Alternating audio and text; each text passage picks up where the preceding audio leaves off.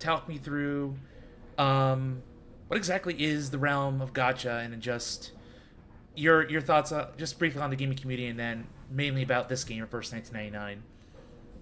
Yeah. So, hey everyone, I'm Walter Snacklefox. I am a Fox VTuber, adventurer, programmer, and just I love playing a lot of different games. Tonight, the game that I've selected is Reverse 1999.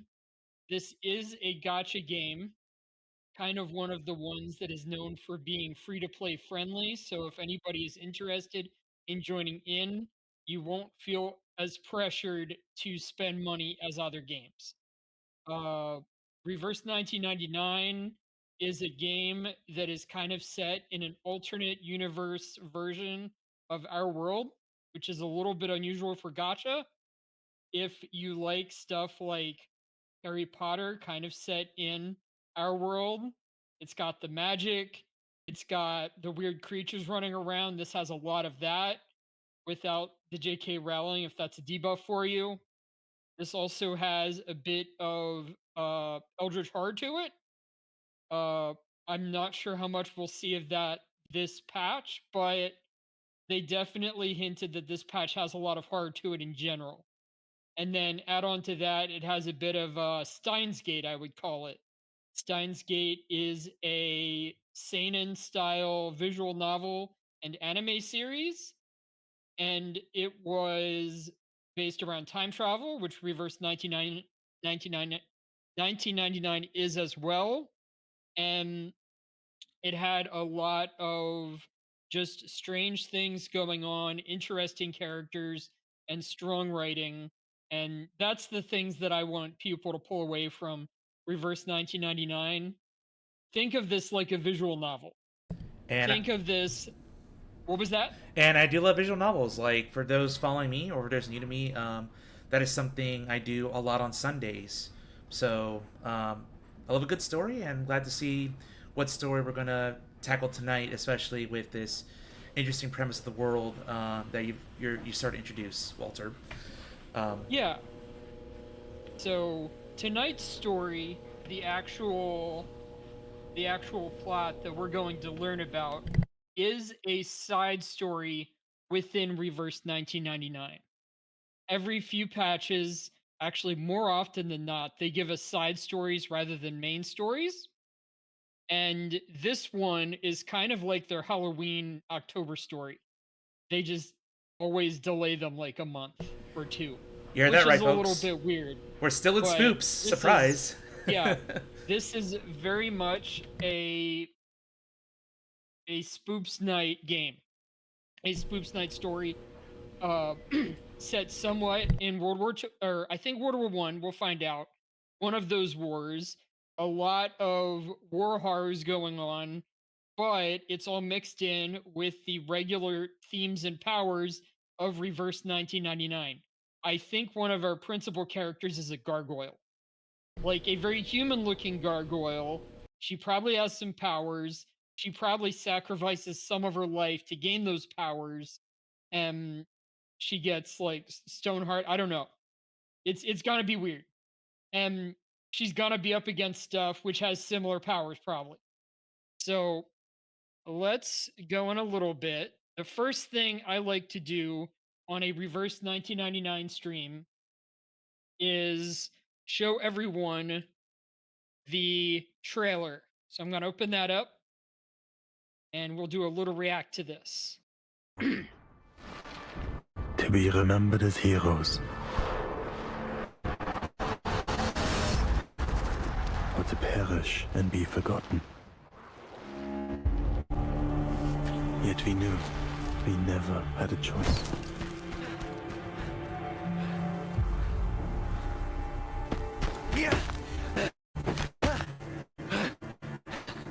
The flames of perdition follow at your heels, What?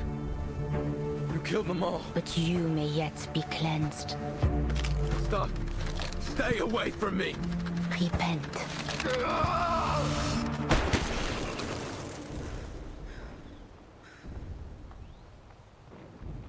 What are you? You goddamn monster. We have a situation. The Colonel was just taken out within our safe zone. Eyes up. Who are you? We do have a confirmed sighting of the sniper. Sniper. The Manus are probably lurking nearby. Take Marshall with you. Find them.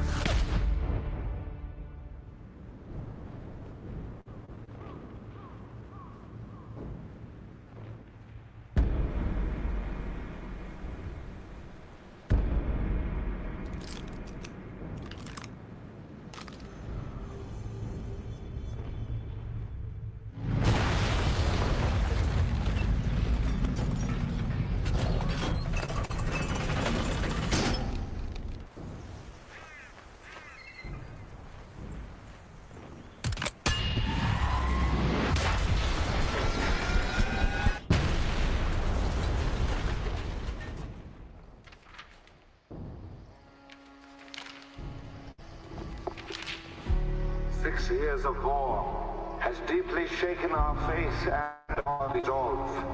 I'll come find you after the war ends. How does that sound? I now know the true cause of the conflict. And I have seen the face of the true enemy. Farewell, Garon. I want you to save yourself. On the 11th hour, this war will come to an end. Scheiße! Scheiße! Deckung! Sanitäter! Hilfe!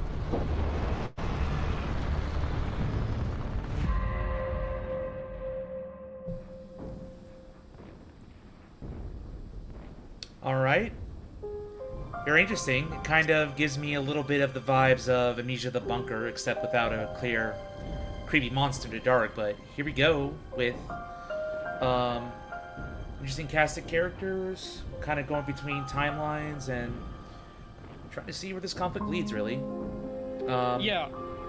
And like I said beforehand, this is a side story. Most of the characters that we saw, I don't know either. Outside of seeing, like, previews on Twitter and stuff. We did see two of the leaders of an organization called the Foundation, St. Pavlov's Foundation, which is kind of like the foundation that supports our heroes. If they come up again, I can point them out. Okay. But they probably only have like a minor part in the story. You see this girl right here, who was the kind of like stone gargoyle-like character. Yeah. Is kind of like our hero for this, I think. And then you see this guy over here. I think he's named Sharon, and I don't know what he's doing. Well, I think it's seems I think it's Charon, like the Greek Charon, myth. yeah. The ferryman of the dead, basically. Yeah. This game is weird the way it handles event stories. Most events in gacha tell you that they're an event in the story and like, hey, we're throwing a party or something like that. Reverse 1999 does event stories like, hey, we just don't stick it into the main timeline. And everything else seems like a normal Reverse 1999 story. Sometimes they don't have the main characters. Yep, it's just good old episodic content. I'm all down for that, as long as it tells a good self-contained story. We probably won't be getting into much discussion of the mechanics of gacha this stream. That's okay. So, hey, I was suggesting that we do that stream later on as a debate.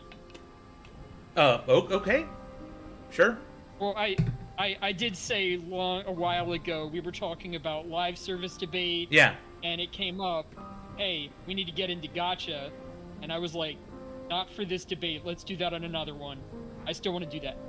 Sure, we can do that as a separate stream. Just focus on the content here and just see where it leads us.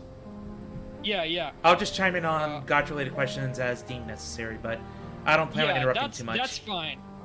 Yeah, that's fine. I did get, as far as, like, the characters, I have gotten her. Oh, nice. So, if we need to do combat, I'll probably pull her out for combat. Got it. Okay. Chapter 1. After the flood. A new era bearing many marks of another time, caught in an endless spiral of war.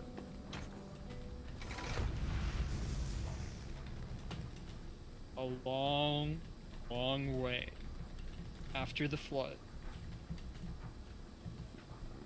Everyone imagines their future. In most, they grow up, they make friends, get married, and hope to make their fathers and grandfathers proud. We enter this new era full of those same hopes for our future. We had no idea what lay in wait for us. We called it the triumphant opening to the greatest era in history. A rite of passage for every man to be. Join us in an adventure side by side, bound by courage and loyalty. Return home victorious, and let your legend be told for generations to come. That was the future we imagined. Now, those sweet and fitting lies have melted away. Barely more than children, we find ourselves bound, not for adventure, but for an open grave of mud and ruin. Those of us who were lucky, or unlucky, to survive this battlefield, were forged into something new. Numb, cruel, corrupted. The earth became fire and mud, and all of us devils. What was it that we wanted from this war? To be remembered and celebrated as heroes? Or to forget and be forgotten? The answer may seem obvious, but the question itself lies at fault. Because death, meaningless death, came for thousands of us, every day. And we knew. We soldiers never had a choice.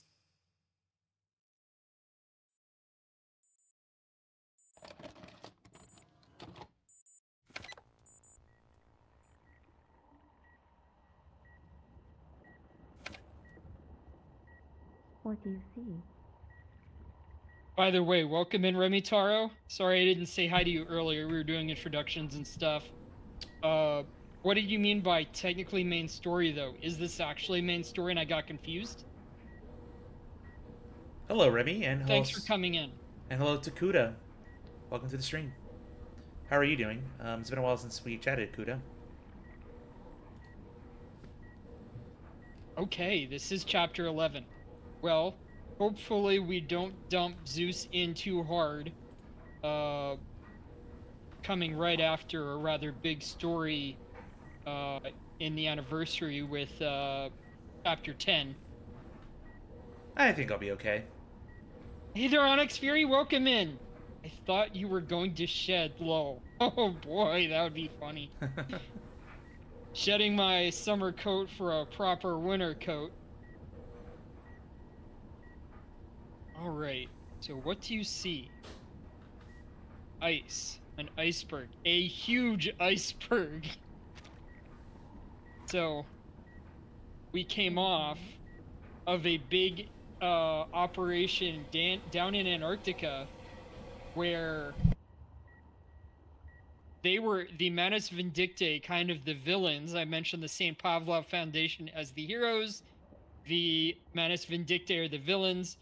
Neither side is like a perfect black and white, but the Manus Vindictae seem to like chaos and causing problems, and one of their leaders was like literally hating on everybody, so they deserve the bad rap they get. Yeah, Zeus is one of my besties over here on Onyx Fury. Yeah. Welcome into the stream.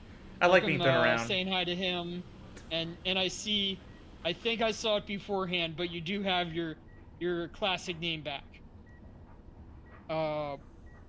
We are doing reverse 99 again, I'm showing this off to Zeus because we did a trade where I spectated some of his games and he's spectating some of mine. Yep. Walter here joined me on Eiley, actually another streamer that we're both friends of, for their Horror Train, and we did the entirety of Fatal Frame, the first original game on the PS2. So very happy to do that. I'll love to do more games in future years. Let's continue for now. What's that maybe for? Changing your name? Or you gonna change it again and surprise me? You gonna be like Snacklefox 2 or something? Snacklefox Prime, The Reckoning. I don't know. Oh no, she's gotta take my name. All right. But Kuda, Water. Kuda in the chat, thank you for being here. Like I said, it's been a while. Yeah, yeah. So, water, I see a flood that drowns the entire era. And the previous operation we were doing down in Antarctica, the Manus Vindictae were trying to create a time flood similar to the time storms that we see, which would completely change the entire world into something reimagined by the Manus Vindictae. Normally it just alters time. Normally it just reverses or moves time forward, but time can't move past the year. Let me guess. 1999. Exactly. With a few exceptions, we have found pockets of time where it moved past. But in general, 1999 is the last year that has happened in this era, and we just keep on repeating previous years over and over with the storm. Is the era gone? And Verton here is our hero, the main character of this gacha. You do not get to choose male or female in this one. You just get Verton, and she is like rather young to be a hero of this level of scale. Somehow she has powers that keep her from being seriously affected by the storm. What is she, like a teenager? Yeah, she's a teenager. Yeah. Like, we've had plenty of teen heroes in like Japanese-inspired media, so not too strange. Oh yeah. But this one's age demographic is targeted a bit older than most of the other gachas, and they still put in like somebody who's rather young.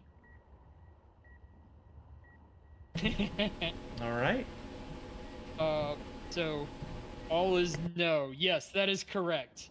I don't have a deep choice there, despite us being surrounded by water. Well then, what year is it now? 1920. She declares it.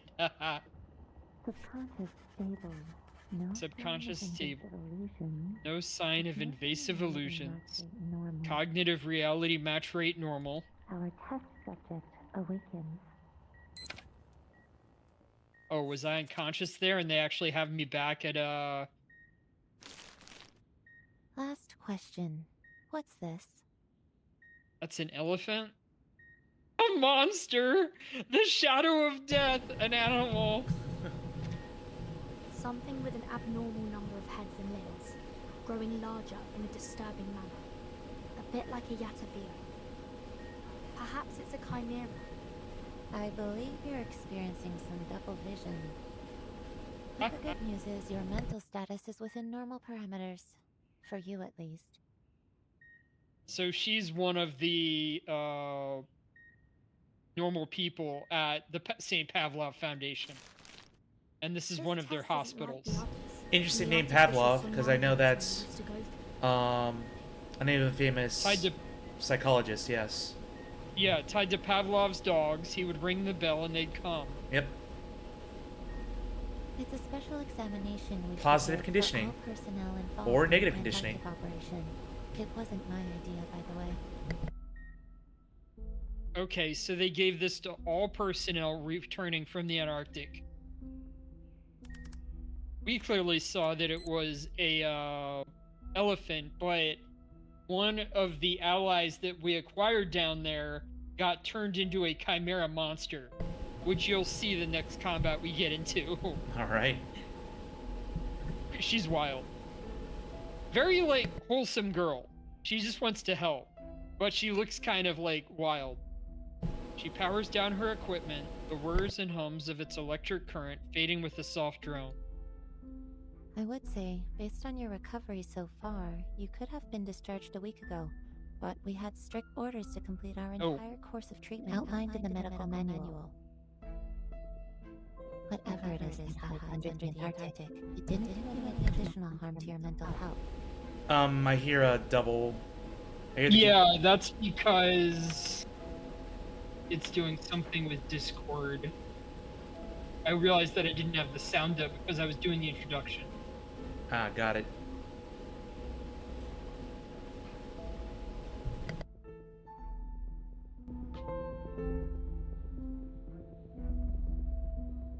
Here, let me just keep it down and hopefully it's not too bad. Okay. You're lucky, you know. Many others have suffered irreversible That's better. that will limit their day-to-day lives. Okay. I can live with this. What about Nautica and Miss Stranger? I have no access to Miss Stranger's information. All I know is she's been sent to another department for treatment. Oh, I bet I have another idea. Wait a minute. Where the heck is that apron attached to? There's... Never mind, I'm thinking too much. It's probably like a loop back there. There's a Yeah. She has, like, this is tied to the fabric underneath, I think. Yeah, otherwise it looks like it's directly attached to her bosom. Like, Nani? The heck?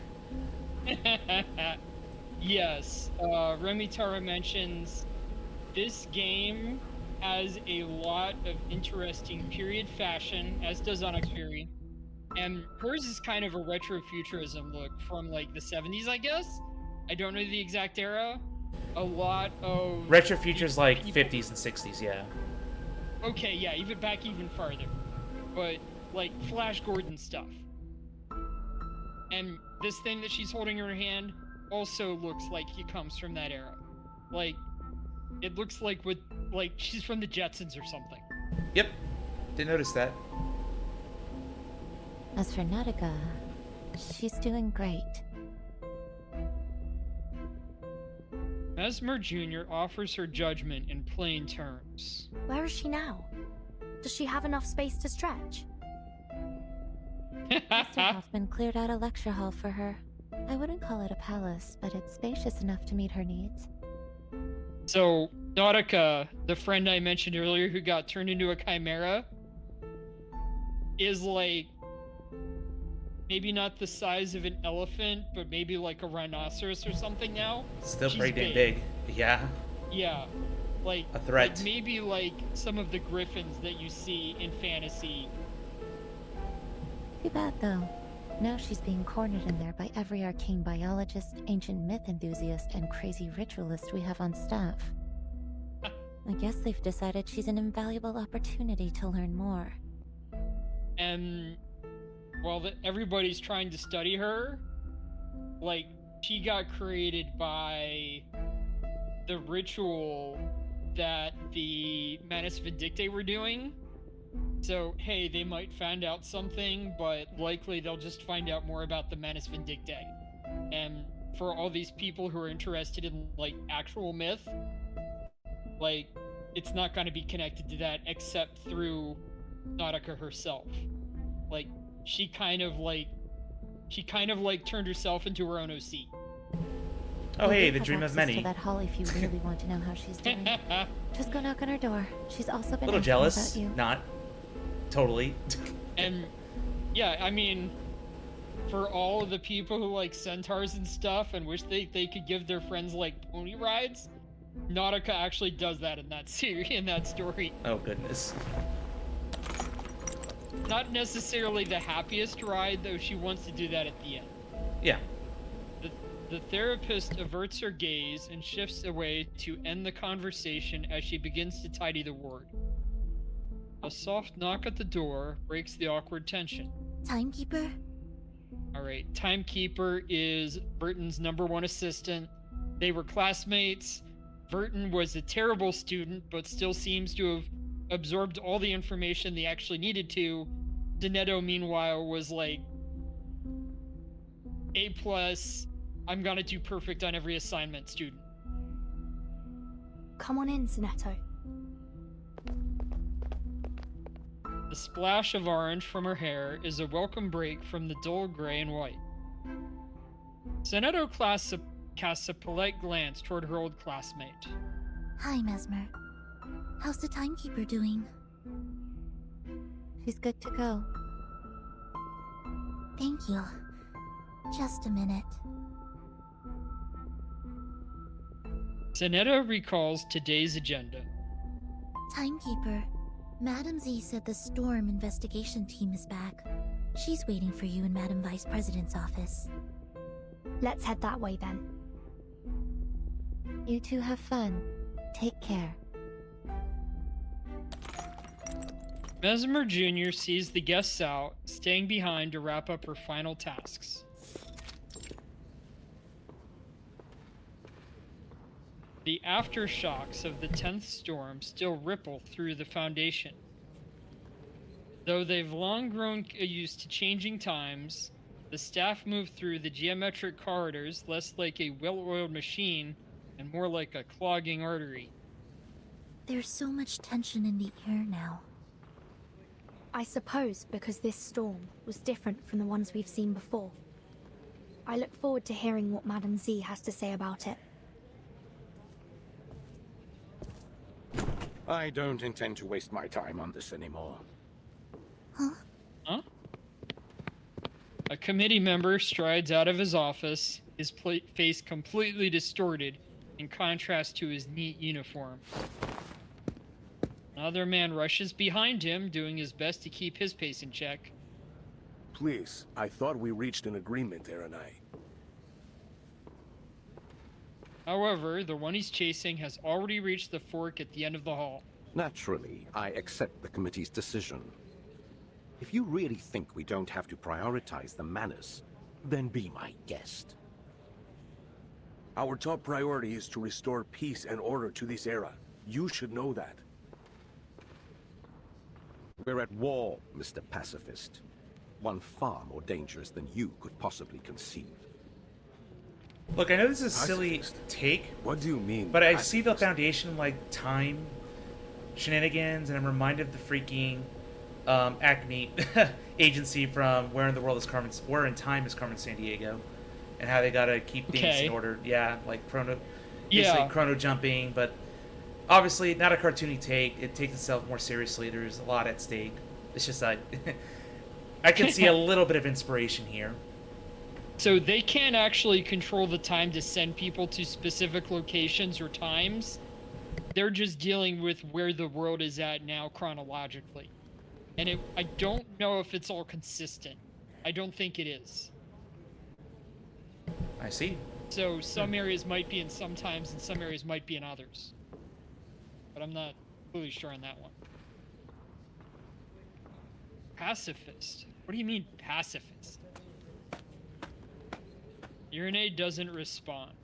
He turns down the left path and disappears from view. Hey. The pacifist committee member gives up his chase and takes the other path. The room they just came out of, is that... It does appear so. The Vice President's office. Let's go. After you.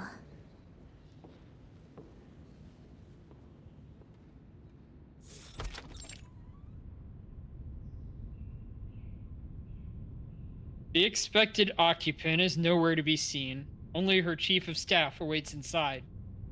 Very nearly perfect timing, Burton. Sentinel. I had heard that the rehab center cleared you for release. But it's all the more reassuring to see it for myself. Okay, I don't mean to to downplay the actress' performance, but oh my goodness, that almost sounds like AI. I know it isn't, but it's like... Oh no. It's just... They've been doing... It's just like the delivery is really robotic and dry. It's like, oh my god. It almost sounds like AI. It's like, I don't want to say it, but I kind of had to after that first line delivery. They do try to do a lot of, like, accurate accents, but then put them in English as well. So sometimes you're getting a lot of things mixed together more than other games. So, like, we have a lot of, like, German accents showing up and stuff like that. Okay, that's fair enough. Can't fault them for trying, The but... signs of the fierce argument that took place linger in the mess of documents strewn over the table. Madam Z, we saw Irenai and Pedra at the door. Let's not talk about them for now. Understood. So, the Storm investigation team has returned? Correct. Thanks to the field agent squad and our investigators, we've collected enough proof to verify your hypothesis. History has changed. The 10th storm has brought us to an entirely different 1920 than we knew. One with the war still raging that should have long been over. Do we understand why history has changed? Laplace has two hypotheses. So Laplace is another group tied to the St. Pavlov Foundation, Centers on the ritual, which is kind of like the research and development arm. Flawed, like, it's a big science institute. Yeah, fair enough. Big organization's gonna have its branches. And they aren't actually the same organization as the St. Pavlov, but they'll share a lot of people and a lot of communication. So, I getcha. Story-wise, it's hard to separate them, but in universe, they're not the same. Which has resulted in an even greater deviation from history as we knew it. Don't look so discouraged. That would be much better than the other theory. Oh my. After her revival, Arcana may have obtained the power to use the storm to alter the course of history. If that is the case, in all likelihood, that means this war is likely a result of intentional manipulation by Arcana. Manus Vindictae is trying to bring more chaos to the world. Again, I hate to keep making the parallels, but that's what Vile does in the Carmen Sandiego franchise. Something's wrong with time. What happened here? Oh, it's this organization that's doing it for their own gain. Oops. Yeah. I'm fine with those parallels. I'm a little upset at the at the AI ones. Well, I know. It's just that one actress. It's like, oh god. It just sounds like it. Like, definitely, I bet they're trying to pull from the same, like, themes of time. Like, the St. Pavlov Foundation isn't meant to look modern. It's meant to look like it came from an era, like, back from the 80s, I guess? Maybe earlier? But, like, of that, like, kind of that, like, spy movie era. Oh, yeah. Combined with some other stuff. But it's got at least some of that going on. I get that with the whole code name and just the general score of the setting right now. Yeah. It's been a long time since we last met in this room, Timekeeper. And here's, like, the actual president, whereas Madame Z is her assistant. Got it. She's kind of evil. It seems like nothing has changed. More manipulative, I would say. But there's no time to dwell on that. She's got a freaking chess piece. I have some critical updates for you. You mean... Oh yeah, in her hand. Yeah. Yeah, chess, not chest. This war may be close to its end. Oh, yeah, Though the fighting continues, we've begun engaging each side's leaders, and we believe a truce is possible. What is that symbol? Is it like an angel or something? And the committee has decided to act as its mediator. The symbol up here is always the Foundation's top priority. I haven't looked into her enough to figure out her symbolism. She's got on a weird outfit. Like, they took a Final Fantasy collar and they just stretched it out like triple. After this situation is stabilized, we'll pool our resources and focus on the Manus. I see. How's the progress so far? The Chief of Staff answers on her behalf for this minor detail. Our branch leaders have built lines of communication, and we have reached an agreement on some of the terms with their respective governments. Pedro will go to meet the commanders on behalf of the Foundation, with the aim to reach a lasting truce by the end of the month. By the way, the reason why they can understand that history is changing is because the Foundation and some of the other locations have natural shielding against the storm. Not fully explained how or why, but the people in here will keep on moving forward with a normal timeline while the outside will change. But when you're... Does that make sense? Yeah, you're just creating a time bubble that's just isolated from other things. It's kind of a necessary... In literature, when it comes to time stories, it's a necessary thing. You have to set the ground rules of time and its changes. Otherwise, you're going to run into really bad plot holes and issues. So as long as you establish that... Imagine if people started... Yeah. Imagine if people started losing their gacha because the game was going back in time. Wait, you're level 30? Psych. Exactly. Pedro will meet the commanders on the behalf of the Foundation, with the aim to reach a lasting truce by the end of the month. If everything goes well, we may be able to restore peace before the new year. You know, kudos to a game like this that's free to play. I think you said that. And having full voice acting. Because that takes a lot of time and effort. Coming from a guy that's worked on the game. At least for, like, the main plot. Okay. And you could say the same thing about most of the other gacha. Yeah. At least the big ones. Like, all of MiHoYo games have full voice acting. Wuthering Waves has full voice acting. In English, all of them. There are a couple others, probably. Getting voice acting in another language, like Chinese or Japanese. I have played a couple like that where you don't get full English voice acting, but they're still free to play and gacha. Very cool. Now is the time to ask the question that's been lingering in her mind. As we arrived, I heard Iranai call Pedro a pacifist. Does Iranai disagree with the Foundation's policy regarding the war? It isn't a matter of the policy, but the means by which we achieve it, to be precise. How do you mean? He and a few others believe all attempts to restore peace are bound to fail unless we destroy the Manus first. In short, he wants to do things the tough way.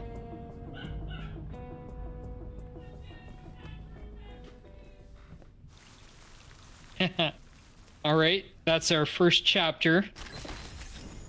Chapter 1 is usually the longest. Just story. And we usually listen to some of these things on the side in between chapters. A visitor. How unexpected. There's nothing here now. Only the ashes of war. What is it you want from a place like this? Run along now. Back to your school books. Or a swing in a playground, perhaps. This is no place for a girl like you. I don't know you. This scenery is bleak. Then you and I are in agreement. The stench of rust and burned flesh is quite unbearable. Even the maggots squirming over the soldiers' corpses have summoned all their strength just to crawl away. But the entire world is in ruins now. I have nowhere else to go. And it seems you're stuck here with me, you poor sap. You trekked to the end of the world, fought a pointless war, and for what? A broken spinning wheel? Even that they took away from you, along with the girl clinging to life by a thread, before sending you off to the next battleground. I hope that rusty old thing holds some kind of secret to saving the world or ending this war. Maybe then you can take on another career before you die. A watchmaker, perhaps. The war will end one day. I've nothing more to say. Would you kindly leave me alone for a while? I have no tea or snacks to offer. I can't even recall what they taste like. Go on. Savor the war. There'll be another after this. No need to worry about things going exactly as you'd like. Yep, and you got the log and everything. Yep. So some of that was referring to the previous scenario, the previous patch. Time is symbolized somewhat by a spinning wheel, where somebody literally like has a spinning wheel which they use to weave thread, and that symbolizes like time moving forward. And it had been just symbolic in the past with the way that you use the gacha, but they revealed no, there is an actual like spinning wheel somewhere in the last patch. And I think she was talking to the person who operates it there, because the little girl that she mentioned is Vert. So anyway, just don't need to understand that. Just hey, they were referencing things that I know about. All right, we're gonna go forward about a week, and we have. Yep. Okay, you're looking at the actual times and dates down here. Yeah. Nice. Okay. Looks like you get rewards by just completing this chapter. Yeah. Old boots. Yeah, you do that as you go through most gacha stories. They give you a little trickle of currency. Yeah. Soldiers lay a corpse on a dry wooden plank, making an effort to place their fallen comrade in a something resembling a peaceful pose. The plank, formed from dismantled ammo crates, has been formed into a makeshift sledge, complete with a small set of wheels. The handler stands resolutely by the body at the end of the trench, his tattered cloak making him look like the part of a grim reaper. He kneels, prying off the soldier's dog tag, and pockets the bottom half. Braun Schreier. This is all we could find.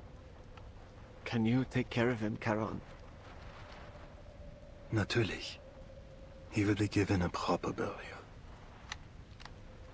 I thought they said this war would end before the winter came.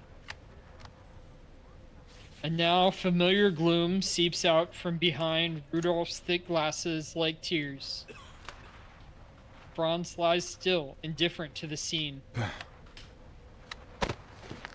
Another soldier shoves his way through their small crowd, puffing with frustration, places another leg on the board, completing the set. Then, without a word, he removes the boot from the corpse's other leg, matching it with another. Now he'll be ready for the march home. You sure that we found his leg? The kind-hearted Captain Wilhelm looks at his soldier in horror. Better be. I risked my life up there grabbing it. He promised I could have his boots if he got scraped off. Mein Gott. I remember when he said that. He says mein Gott. He starts to... What was that? He says like the German version, mein Gott. Oh yeah, yeah. He starts to say something, but swallows it back. The soldiers huddle together in the narrow bend of the trench. But... Chiron's words come out in a slow drip, seemingly unaware of the conversation around him. Andreas went missing in the last attack. The body will be impossible to move off the front lines without him. Your pony. Could bet it's one food. Shut up, Erich! Please, don't worry. There will be somewhere quiet nearby. But it may take a while to find it. Take your time, Charon. The weather's cool these days. Wilhelm attempts a pat on Charon's shoulder. Not far away, Major Eberhard Braun, the company commander, sits on an empty water drum, his eyes fixed coldly on the trench wall ahead.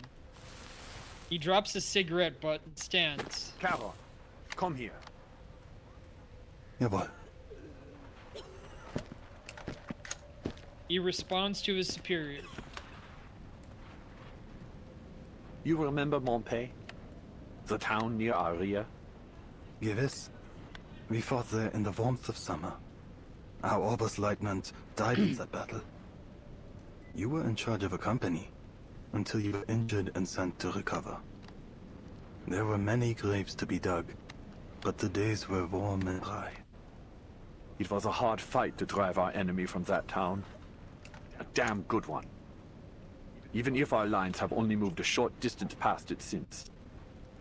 But why this talk of Montpay all of a sudden? Army Command has decided to attend a parley held by the Foundation in Montpay. Colonel Hirschfelder will be present on behalf of our nation. We've handed it over to the Foundation.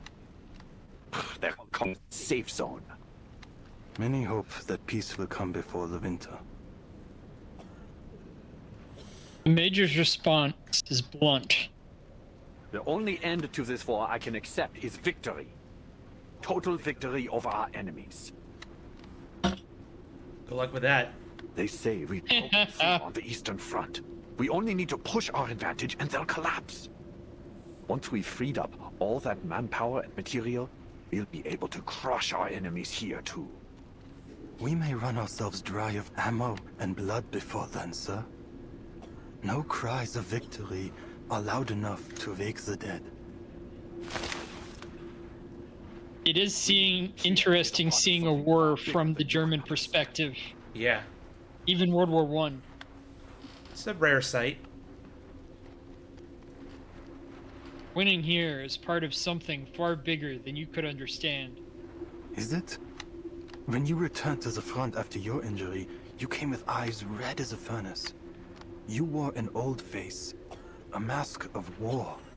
You haven't worn that mask in many years, since before our first taste of battle and blood. A whole class volunteered. Nothing more than schoolboys.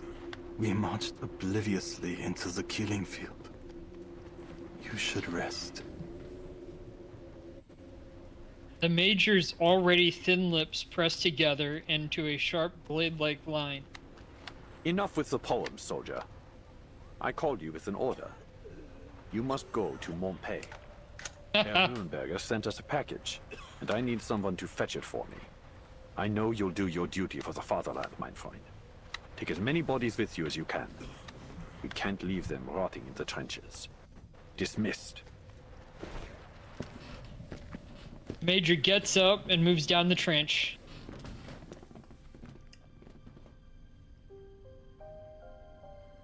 Montpay looks like it had been a nice little town. Before the war. Now, its old streets and laneways are pocked with craters and crumbling buildings. Cruel reminders of the brutal battles that raged through it. Silent screams still echo to me from its laneways. A reminder that a man who has seen war will only find peace when he is dead and buried.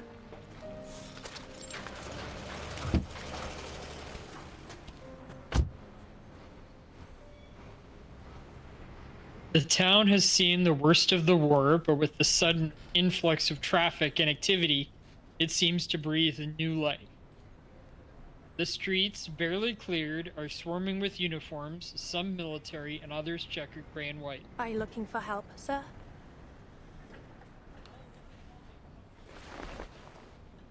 His head creaks in the direction of the voice, finding a young woman, likely a medic. Her golden badge marks her as the Foundation's employee, but even more striking is the armor layered over her coat. Hold on, soldier. I'm Krankenschwester Mascha. Please show your face so I can verify your identity. Guten Tag, Schwester. What lies beneath this mask will not give you the answer you seek. Here, let this serve for identification. He rummages out a notebook from his coat, retrieving a folded ID card from within. Major Eberhard Braun is waiting on a package from Montpay. He sends his NCO to collect it. He did not say from whom. She receives it, studying the card. I see. Your name is Paul. Liar. Karen. That is the name the soldiers use, and the one you should use as well. The name you see there doesn't belong to this war any longer. What did you say? I said liar. Fire? Oh, liar. I mean, something happened to him. So, Yeah. I'm wondering what happened. Like... Yep. I've heard your name before. Objection. Oh my, did that show up on stream? Nice. I've heard your name before. She returns the document, then scans around as she wrings her hands. You'll find plenty of packages here. Go ahead and look for whichever one belongs to your Major Braun. But there'll be more paperwork to sign before you can leave with it. If you're willing to wait, things will get moving again once the parley has finished. Time is a resource the dead have in abundance. He looks back at her, his body seeming almost rooted to the spot. Are you certain you're a right soldier? He's not, okay? The war has taken its toll, but there's nothing you can do to fix these old wounds. You said that you are a medic, Schwester Marsha. Is that why you ask? Yes, of course. Ordinarily, I would be at a clinic, but I was asked to lend a hand here. Where are the dead from your clinic laid to rest? She reflects on his words. We don't have any yet, by the grace of God. Though, I don't expect that to remain the case. There is a bare slope just outside of town. I noticed it when we first arrived here. It could serve that purpose were someone to die. That is good to hear. That someone might die? The delayed reply leads to misunderstanding. No. The slope. A quiet place is needed. Many of us from the front line can rest there. You mean your brothers in arms? All who need burial are my brothers in arms, though they may have once fought on different sides. Should there be any in your clinic that need it, they will find rest there too. In a coffin under a marker to remember their place as is fitting, if you will allow it. So be it. You're offering them more decency than most others would. I'll show you the spot. That's why he has the name. Yeah. So Respectful I for don't the know dead. what's going on with him, but there are arcanists, aka the wizards of this series. Sometimes they're a little bit more like mutants from like X-Men, but still, there are arcanists who are not human. Oh, okay. Like, oh, I mentioned there's like a gargoyle woman who's like also in this story. Yeah. But like, far more non-human than her. There is a squirrel character that I have, as well as a dog. And they're like human squirrel or human dog. They're straight up dog and squirrel. Oh. There Like- are also... Like a feral dog, or just like more anthro look to them? Pet dog. A literal pet. His name is Pickles. Pickles. Goodness. And he has to talk with a translator. Yeah. Meanwhile, Buddy Fairchild can speak English, and his name is Sergeant Buddy Fairchild. And he just kind of talks in a folksy voice. He's hilarious. If we go looking for characters, and I'll show you stuff, I can show you those too, but I have a lot of characters. When I brought that up, though, there are a few rare characters who are not even living in the normal sense. Like undead? Busi is a robot built around the first steam piston of the Industrial Revolution. The spirit of the Industrial Revolution was kind of embodied into that piston and created something called an awakened. Basically, the piston took on life. Yeah. And then they built a robot body around it. Gain sentience. And made it hot. Okay. And she has a companion. So Lucy was the original leader of the Laplace Scientific Computing Center, the research and development division that I mentioned. Yep. She has an associate named Ulrich, who is like sentient ferrofluid, like sentient liquid metal, and he's inside of a different, like a suit that is like a glass fishbowl on top. And he can move like the liquid in there around into different shapes to do different expressions. Yeah, like a lava lamp, I guess. Yeah, he looks kind of like a lava lamp in different colors a little. But so it's possible that Caron might be some undead thing. It's possible that he might be an awakened, where he's not even human, he's just the spirit of something else kind of brought to life. This kind of like that idea of the, hey, there's other creatures out there from like the Harry Potter angle, where like, yeah, you just have like a griffin somewhere. Yeah. This game gets a bit weirder, but they have that idea, and a lot of it comes more from like a mix of science and magic than Harry Potter would, but still. I'm fine with that. Just more levels of fantasy. Yeah. Instead of just sticking with strictly human characters. All good. Yeah. It is very unusual to get a literal dog character in the game. Thought that was so funny. Hey man, I cross-examined a parrot in Ace Attorney. A what? I cross-examined a parrot in Ace Attorney. Like, anything goes in visual novel sort of games. The real confusing part is more that the dog was a limited gacha character. Like, the squirrel I got for free, but the dog I had to pull for. Got it. Okay. Glad you got that surprise. They took a risk on the dog. Mm-hmm. Yeah. They took a risk on the dog. It was one of the early characters, so maybe they had a bit more freedom back then. Dense woods conceal most obvious traces, yet small sounds are amplified. Who's there? You've run late. Ah, there she is. I barely made it. This whole area is under heavy guard. The soldier squints, eyes narrowing at the gray-blue uniformed figure ahead. Where's Hector? He never mentioned you. Give me the countersign. He raises his weapon, framing the stranger in his sights. Who the hell are you? Yet his target is unfazed. 2 paths lie ahead for you. What are you talking about? In one, you lead me to your commander. In the other... She lowers her rifle and bows her head like an emotion, like a prayer. Oh my. Okay. She's more Caron than the other guy. Mm-hmm. Oh, yeah. Actual battle.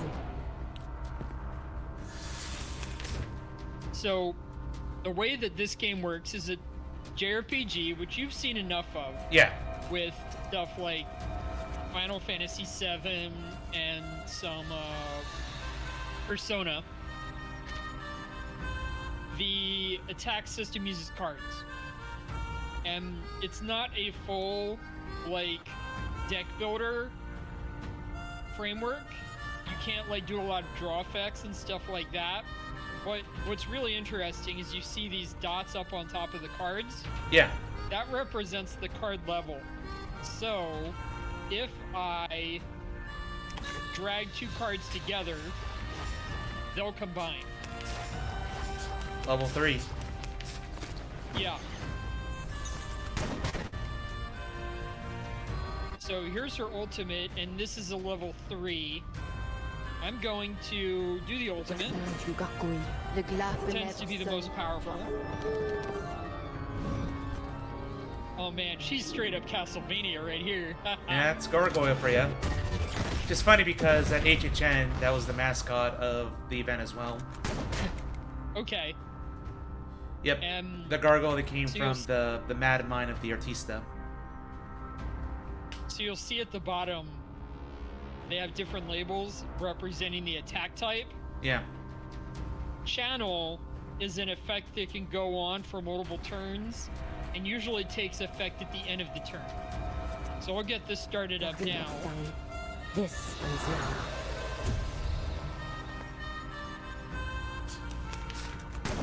Never any enemies of peace shall be stamped out. Free counter. Hit. Goes again. Yeah, that was probably because of the channel effect, and this will, using a level 3 of her main attack on him, will probably just kill him. One for the sake of the many, the enemies of peace shall be stamped out. Reality damage. Okay. A worthy victory. But the Yeah, fight is so far from over. there are 2 damage types in the game, reality and mental, and there are 6 kind of elemental types for elemental counters. With you've got, but they're weird.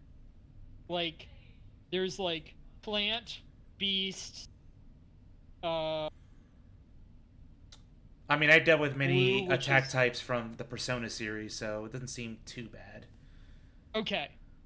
Plant, beast, mineral, and like forget what the blue one was. Star. And then you've got also intelligence and something else. I forget what the other one was. But those, like the 4 first ones I mentioned, form like a four circle of resistance, and meanwhile the other 2 are just really good against each other. Kind of like a light and dark. Okay, yeah, like rock, paper, scissors, except for the other 2. Yeah, and then the Sort of other like 2 are the just whole- good against each other. Sort of like the Fire Emblem structure. But Probably. that's a triangle instead of a square when it comes to. Oh, yeah, I mean, there are a bunch of other gacha games like this. Yeah. I don't know too many of them off the top of my head. Doing a 3 or 4 element structure for the base, and then having a light and dark for like special characters. Yeah. Is pretty normal. Okay. In the mess of documents and maps, she finds the note she needs. Foundation. Parlez. Hirschfelder. After reading it, she looks northeast. Beyond the tree line lie the ruins of today.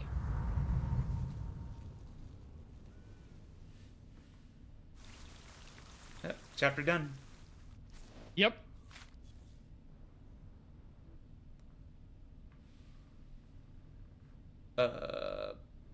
Lag? Something's weird. Uh-oh.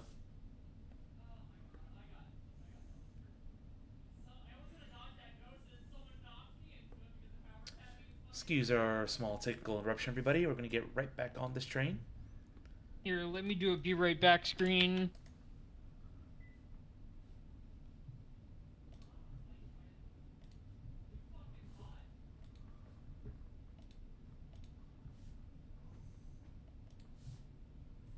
I think I might just have to restart. I've never had this happen before. Mm-hmm. All right, restarting.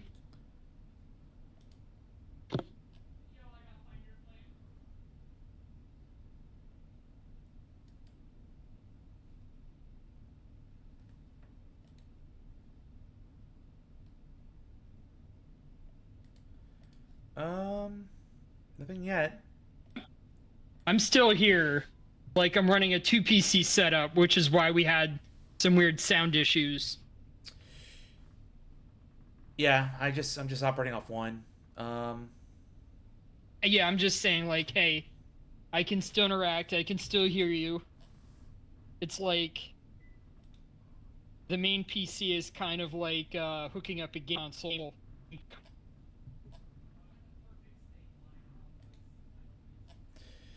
Yeah, I don't see anything on my end just yet.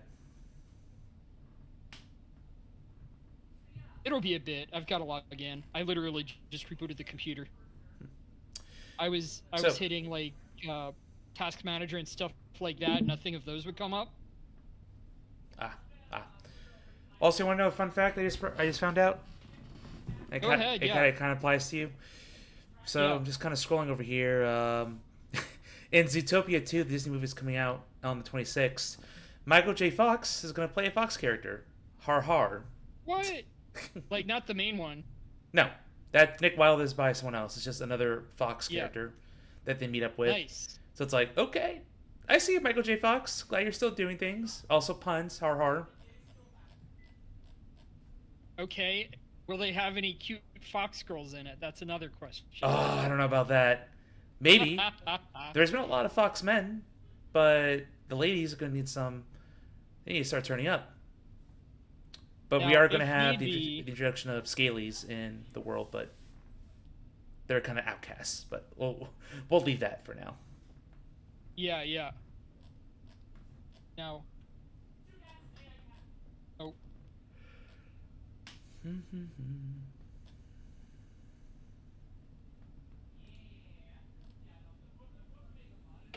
Let me go. I think I need to reset the Elgato. Got it.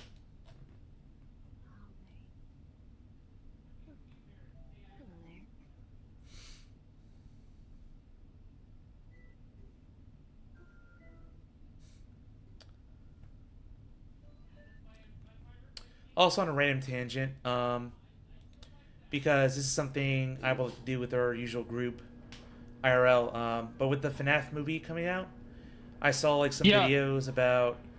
Is it kind of weird that in the span of a decade, people, the kids these days, care more and are interested in the parody of the thing it was based off? Like more people care about FNAF and love the verse than freaking. Patience is a virtue. Then Chuck E. Oh, Cheese. says man. So, I just find that hilarious. But I'm just biding time, just trying to wait for a bit. Oh gosh. All right. Can you hear that? I think we're back. I'm gonna try again. I don't see a stream on my end for now. Oh, I need to start that up, don't I? Yeah.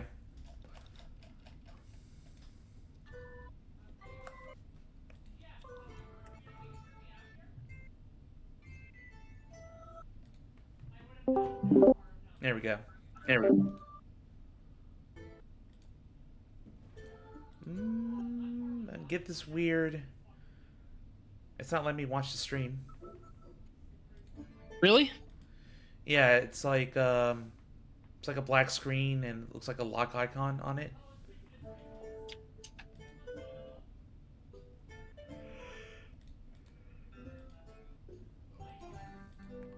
Oh, I bet I know what happened.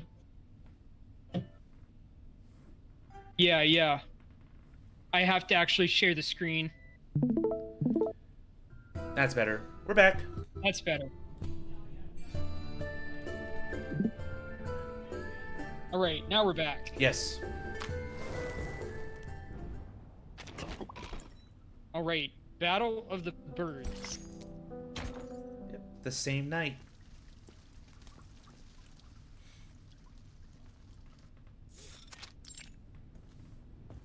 Preparation area.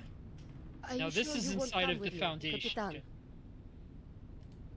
And Lilia is one of our military officers who's tied to both the Xeno Army, which is another like separate organization tied to the Foundation, but she's also tied to my personal team, aka Verton the Timekeeper. Oh, okay. And her ability is that she's a pilot who flies a like fighter pilot that is also, or like a fighter plane that is also like a broom. So like instead of being in a cockpit or something, she's literally flying on like a metal broom with an engine. Oh my goodness. And somehow it shoots, though I don't know how. Well, I do see the pentagram over her crotch, so it's like that symbolism. Well, yeah, but she's also like Russian. I know what I said. Yeah. She's also a drunk, if that Got plays it. into her character. I said she's Russian. It's not like It's not like that's not obvious. Yeah. Are you sure you won't come with me, Captain? After a long rest, Lilia readies up for her next mission. Admiral Som assigned this mission to you personally, not the whole team. Besides, Madame Z asked me to stay in the headquarters. Isn't it going to be boring waiting around here? The Storm Reformation Directive said Team Timekeeper isn't subject to the Foundation's orders. We can go wherever we want. Yet it also says the Timekeeper is still bound by Madame Z's orders, Lilia. Ugh. So frustrating. Reality slams up against your freedom-loving impulses. I thought I'd finally be able to show you what things are really like out on the steppe. It's going to be a view to remember. Also, I didn't really notice it beforehand, but she's got some ears. Ear-like things. I don't think, like, she's part animal. I think those are just part of her helmet, but I don't know. Yeah. We'll have other chances. Yeah, it's cute. She was like the first character I got off the standard banner, meaning like characters that aren't gonna matter that much, but you still get them because they want to give you free stuff in the beginning. Yeah. Yeah. And she shows up in like that so many change patches. much, no matter what era it She's is. practically another Anyway, like main character any idea next when to they're going to set you loose again? next to Vertin and Sinetto. I think it will have to wait until after the tension clears. What are you talking about? Haven't you heard about the doves and the hawks? We got birds now? Nah. I just got back from vacation. The doves and the hawks in terms of when she thinks they're talking about birds? Let me guess. Same thing as ever. Politics. Go on. Just tell me enough so I know who to blast if someone kidnaps Vertin again. Simply put, the committee has split into two Aw. sections on the Foundation's course of action. The Doves and the Hawks. The Doves insist on seeking peace through diplomacy, hoping to secure advantages in the post-war political landscape. Makes sense, given the name. Uh-huh. And the Hawks? Warmongers. They believe that the governments we're dealing with have been infiltrated too deeply by Manus Vindicte, so diplomacy is off the table. They want to take more direct action by arresting any high-ranking military and political figures suspected of collaborating with the Manus. Oh, that's dark. Really? I would have never thought we'd do something like that.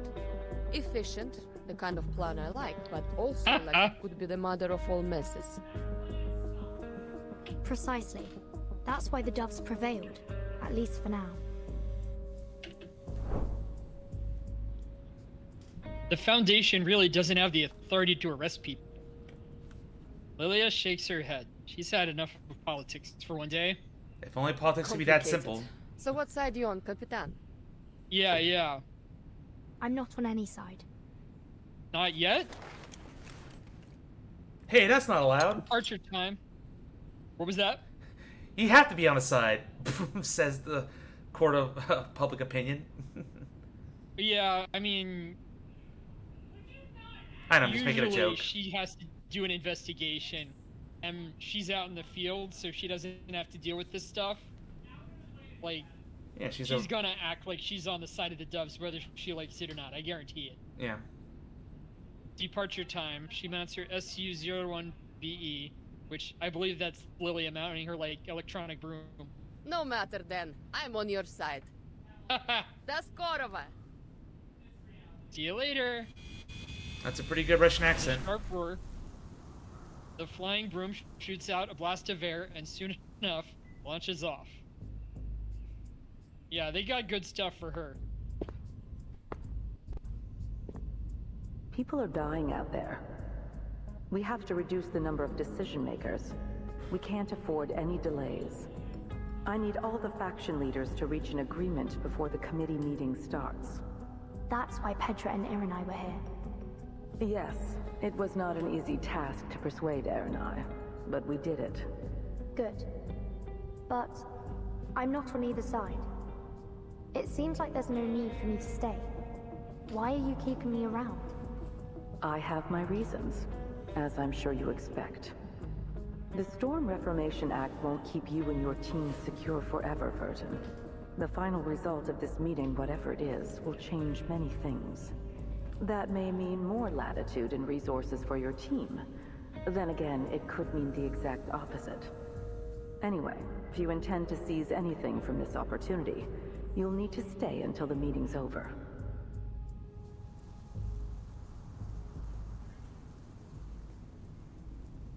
Time to go, Sentinel.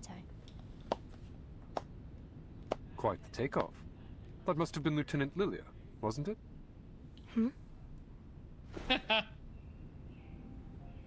She turns, and a red-haired man enters the frame. Have I got it right, Timekeeper? You have. You must be Mr. Craeus, the captain of the 12. Seems you're already acquainted then. I've read the report on the Antarctic operation. Your name was mentioned. Craeus nods to Sentinel and thanks her before adopting a more guarded expression. I've been reading up on you. Just a few choice selections from your after-action reports before our Antarctic expedition. Seems we have you and your team to thank for thwarting many a wicked scheme, hatched by Manus Vindicte in previous storms. Shame we couldn't put a stop to Arcana's revival, too.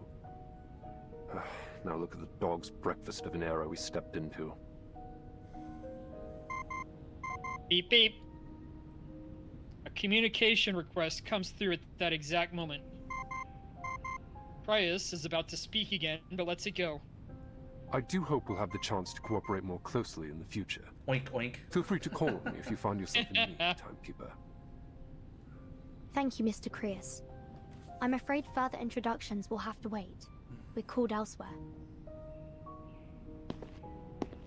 The brief encounter ends. Oh, okay, oink oink was from chat. Yeah, oh. What was that about, Onyx Fury? Were you oinking at him? Speak.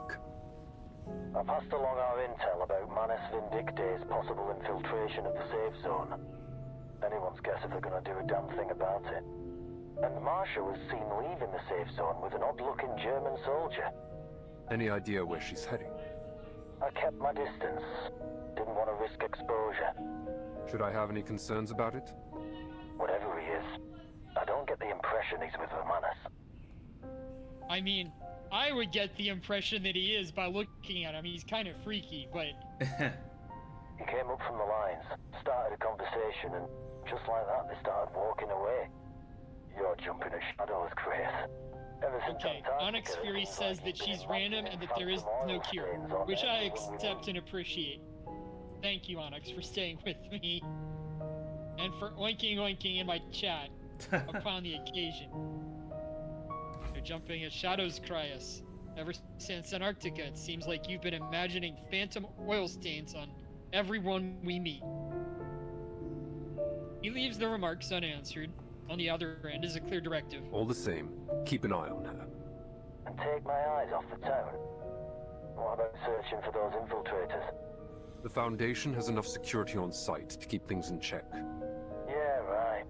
Let's just hope those Haferbrains can do their job. Haven't Merrill and Paravian been transferred to HQ? I wonder if she's like his sister or something. I hope you weren't expecting a hand. I need them for my field mission as soon as our application is approved. Still waiting for that? They haven't learned to trust you yet? Hey, tell me that it didn't ground you? Something more from Onyx Fury. Focus on your mission, Yamalai.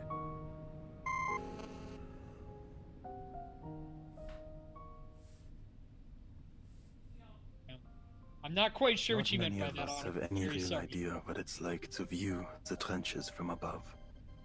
But in my haunted dreams and flashes of imagination, I picture them as claw marks. I keep returning to that thought over and over again.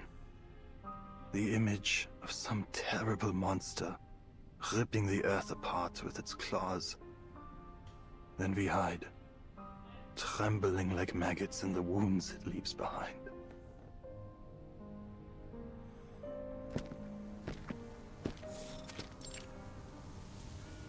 Here. Oh, okay.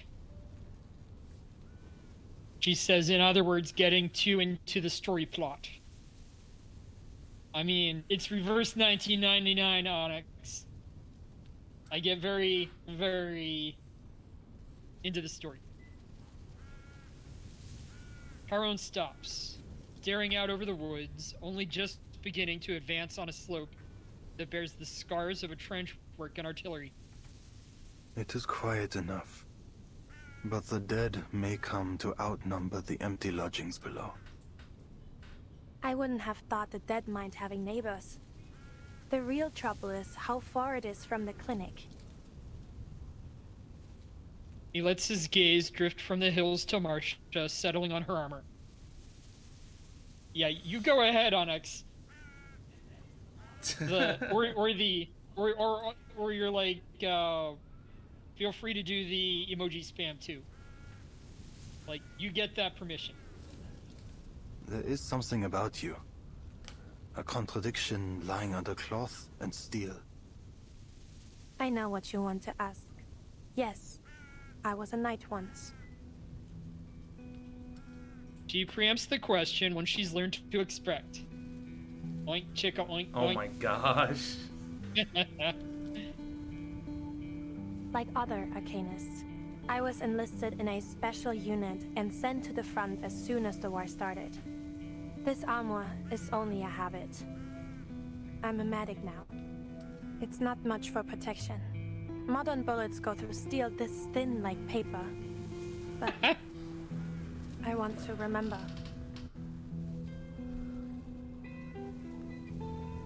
Only in death does the duty end. Oh my gosh. Yet you live again with the Foundation. Freaking yes, I see twerking turtle on my screen. Yes.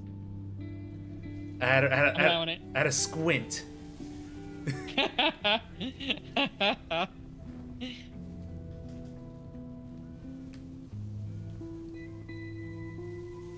Noch eine deiner Fragen? Diesmal werde ich dir keine Antwort geben. Another of your questions. This time I won't give you an answer. He stumbles at her retort like a clumsy soldier stuck in the mud.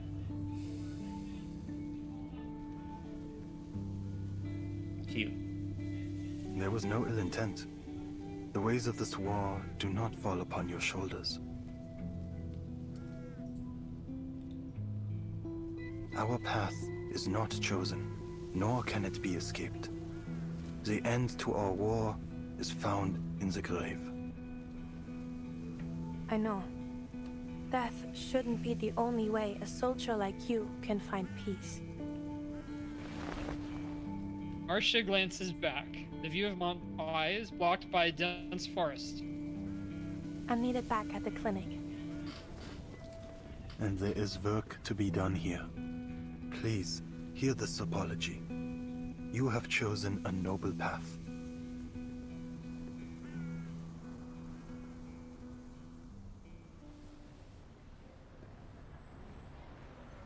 Inside the safe zone, the first round of talks is concluded. Colonel Hirschfelder exits the building draped in Foundation banners. Adjutant officers flank him tightly, like Ramor is swimming beside a shark. This meeting is over. His aide drapes a coat over his shoulders. The colonel's mood is sour. His eagerness to end the talks is obvious. Commissioner Pedra follows at a respectful distance, maintaining proper decorum. Our proposal really is in everyone's best interest. Please, give it a bit more thought, Colonel.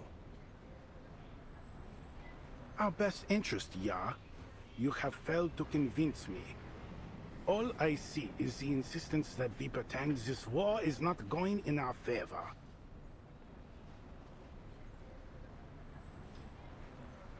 And I will have no more of these ridiculous conspiracies concerning Manus Vindicte. Our war and our victory have nothing to do with this terrorist organization, or cult as it may be. The decisions of His Imperial Majesty's government will only align with a rational assessment of the facts at hand. We fully understand your concerns. Words without action. Would you at least consider a temporary truce? Keep your forces at the front, but halt all active military operations. The military delegates There are enter two the... sides to every truce, Herr Negotiator. Our enemy has yet to show any hint of sincerity. You are referring to the assassinations. Do these Schweinehunde have any honor? Sending their snipers after our high rank? Oh, okay. Time freezes. A bloom of crimson explodes out from the colonel's neck. Staccato heartbeats thump in a rising crescendo to meet the distant booming crack of a rifle. Oh, what the... Time melts back into motion. Shouts erupt. Feet thunder. Weapons fire off at shadows. Pedro feels someone yanking at his collar, the pole growing stronger. Take cover, Mr. Petra! That just happened. Just time just stops sometimes. Not usually. That's gotta be tied to somebody's ability. Or it was a literary device. Yeah. Sturmschütze! Chaos drowns all else. Sanitäter! Der Oberst wurde getroffen! Wir brauchen einen Sanitäter! Los! Und den Oberst in die Klinik! Move! Get the colonel to the clinic! I think that came from Sentinel. Okay. I don't know, I'm guessing, but they clearly pictured her as something like a sniper earlier. 2 more inner story bits. Before assigning crucial tasks to your subordinates, it is essential to do thorough background checks. The Beagle. Blockbuster copy. Human. Short. Background. Graduated from Xeno Arms Academy. Served as a vigil officer within the Vigils Bureau under the direct command of Crius. Contributed to the resolution of multiple critical cases. Later referred to 12 Squad, the most devoted member of Crius' circle. He combines passion and bravery with a concerning level of idealism. This squad's morale would undoubtedly suffer if that loyalty were betrayed. So the guy's name is Parvyan, and his nickname is Beagle. Beagle, yeah. And now we have Yermalai, whose nickname is Hound, age 37, also human. Background: he's a civilian, previously brought into the Vigils Bureau via Crius' personal recommendation. Served as a vigil officer and participated in several classified operations. Later transferred to the 12 Squad. He has an extensive criminal background. It's no surprise that Crius keeps him on a tight leash. I wouldn't want to be the one who decided on his call sign. The Vigils, by the way, yeah, are a kind of special police force investigation force within the Foundation. And we had a previous story with them in LA Chinatown over Chinese New Year. Oh, cool. That's long with the ago. main character being one of the new Vigils. Of course, it's Zero Arms Academy. The dog has 4 legs. Padumch. Meryl, Blackburn, age 16, Arcanist. Background: a storm orphan taken in by the Foundation, educated at SPDM, and upon graduation invited to Crius to intern at the Vigils Bureau. Later transferred to 12th Squad. PDM. He's never had much patience for rule followers. Seems even Crius knows 12 needs arcane talents. Though, judging by her grades, his standards aren't exactly demanding. P.S. Leave a few recruitment slots open for 12. Okay. 3 people. I'm guessing that... Yeah, Zero Arms Academy, the dog has 4 legs. You were reading off what Onyx was saying. Yep. So I'm guessing that they're hinting at a future tie-in for that Vigil's character to come back. if they're introducing a lot more Vigils characters in here. And this thing, there is room for flexibility when conducting reviews. Read the report. Internal review report with looks like a MiG, maybe? Maybe that's a American fighter. Looks a bit too modern for this era, my opinion. Well, it's definitely too modern for World War One. Yeah. But if it's referring to Lilia and the Xeno army, most of the Xeno army is Russian. So I think it's a Russian MiG fighter. Okay. Lieutenant Lilia's escape during the Sao Paulo incident was facilitated by Muldir, a key figure among the rebel forces. For full details, see the appendix containing the report submitted by Lieutenant Lilia. This stuff happened in a previous chapter, previous story about a year ago. Yeah. Following the completion of Xeno Arms Academy's internal restructuring, we have initiated a thorough review of its special personnel to clarify the circumstances regarding the rebellion to prevent other incidents. Under these circumstances, it is advised that Lieutenant Lilia remain at Foundation headquarters for further investigation rather than joining Team Timekeeper's Australian deployment. This month's interrogation transcripts are included as attachments. This month's interrogations show Lieutenant Lilia's growing impatience with the process, though she continues to provide necessary cooperation. When comparing statements from Xeno's personnel files with the interrogation records, there are still multiple inconsistencies that require further verification. Conclusion: no further action recommended on Lieutenant Lilia's file. Summary: none.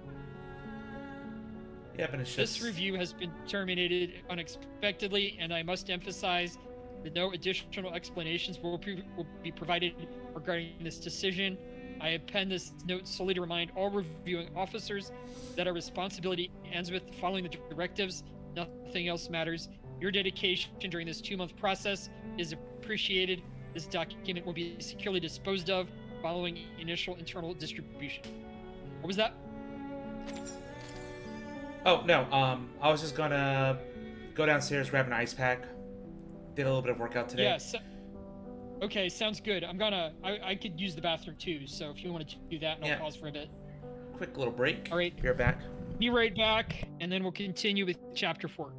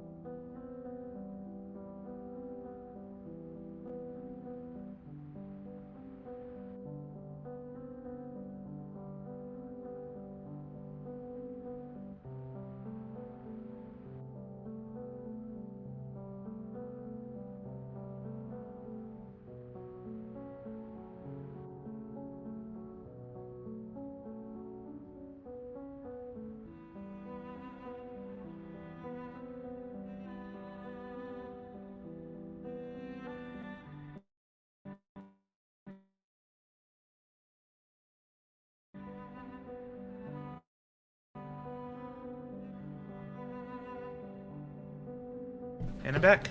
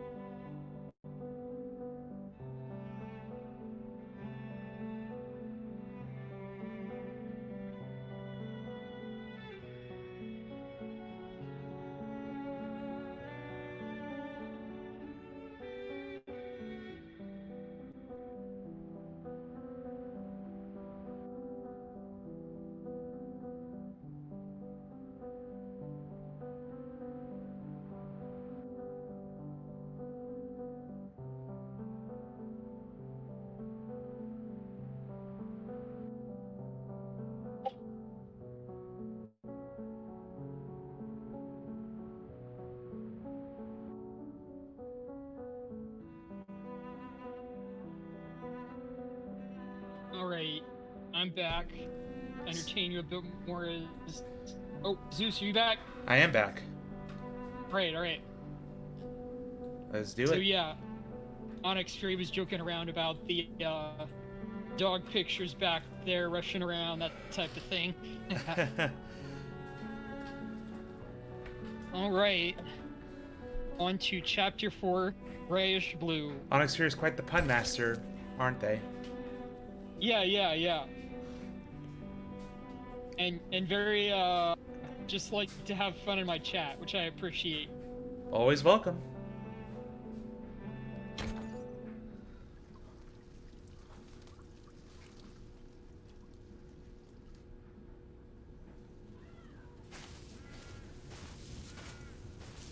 Having parted ways with the curious gravedigger, the knight continues back to the Foundation's safe zone.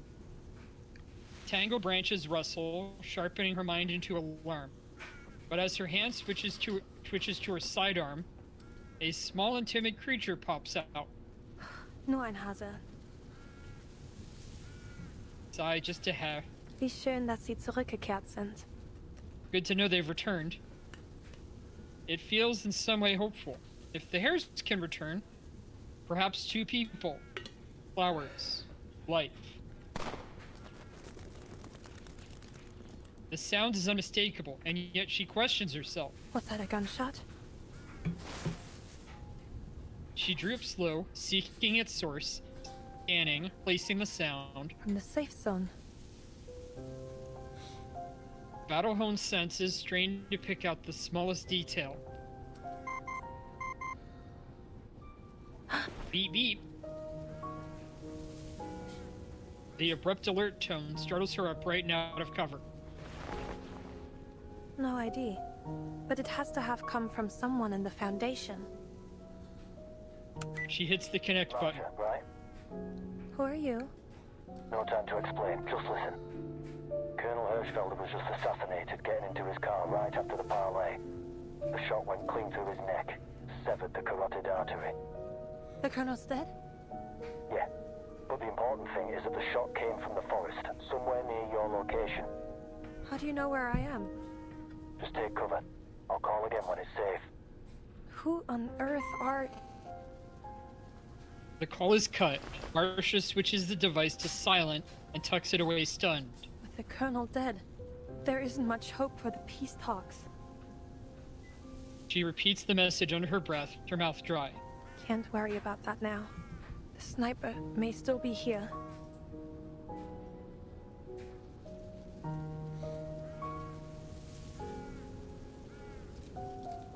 She siphons the shock into willpower. The Order's training has taught her how to manipulate her emotions, controlling them right down to the flow of hormones. They've always taught her not to sit and wait for death. All I have is this pistol. Still, a bullet is a bullet. I'll just need to get close. Retrieving her weapon, she weaves tactically between thick trees, trunks, and dense shrubs that offer concealment, inching her way to Montpie.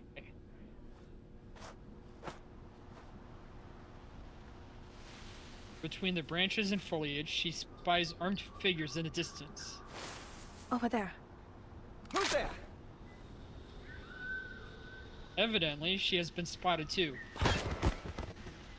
On instinct, she slumps downward, and a bullet scrapes a long gash across her metal armor. Small caliber. 5 of them. 2 with machine pistols. Their uniforms? Unclear in origin. Come out! Flurry of follow-up shots shred bark and skin, painting her armor with splashes of blood. But she leans on her training, slowing her heartbeat to limit her bleeding and maintain focus. Need to leave one alive. Now, to get a little closer.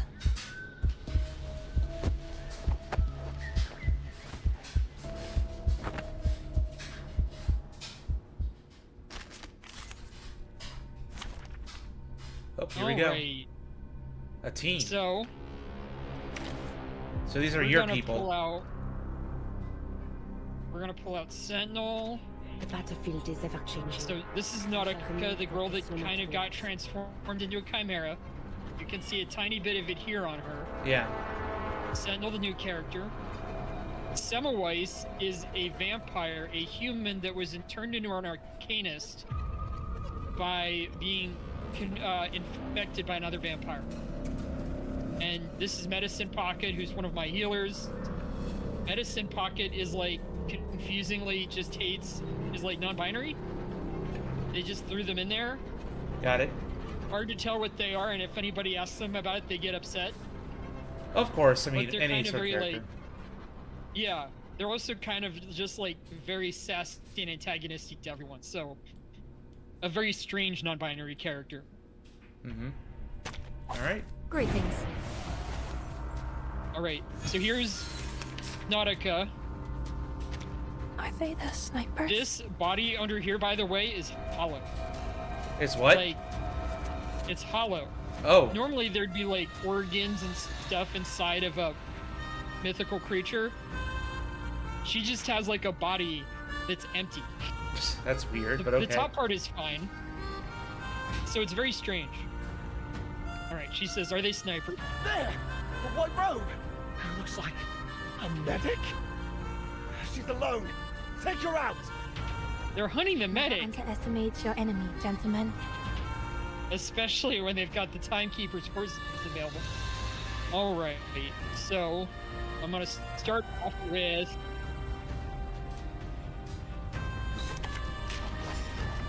bumping this up. I'm gonna use this to buff Nautica. Okay. That was certainly a And choice. this is the blood tithe, or this is a blood buff from the vampire. So it buffs Nautica and this team up very specifically, and Nautica is my main damage dealer. Got it. And then Nautica, this is a weird attack. It's basically 2 attacks in one, and she's going into counter mode. Peek inside. So if they attack her, she's gonna deal a bunch of damage and increase the blood meter over here on the side, which is specific to this team. She lost health. Yep. Like, as she loses health, this meter goes up, and she gets it back pretty easily. Damn. Daniel. Fuck! This is another blood tithe buff from Semmelweis. I Should have known she would be a distraction. Who made that shot? Who made that shot? Obviously, probably coming from the Sentinel in story, not the one I have right here. Yeah. Retreat! I hope you like a splash of Toss red. out the additional blood tithe buff. Set up Sentinel's channel, and here we'll do this. This will fill up this meter a bit more. Sure. And reduce my own health quite a bit because that's what this team does. Sensing their thoughts. Close your eyes. It will You're a all glass be cannon. over soon. Well, but they also have a ton of health. Like, they're more like warlocks, I guess. They fight by reducing their own health to increase their damage, Yeah. but they have a lot of health to begin with. Oh my goodness. Yeah. Alright. Oh, technically there's a guy still out there. Oh, he's dead. You didn't even get to see an ultimate outside of Semmelweis's. The fight is fought.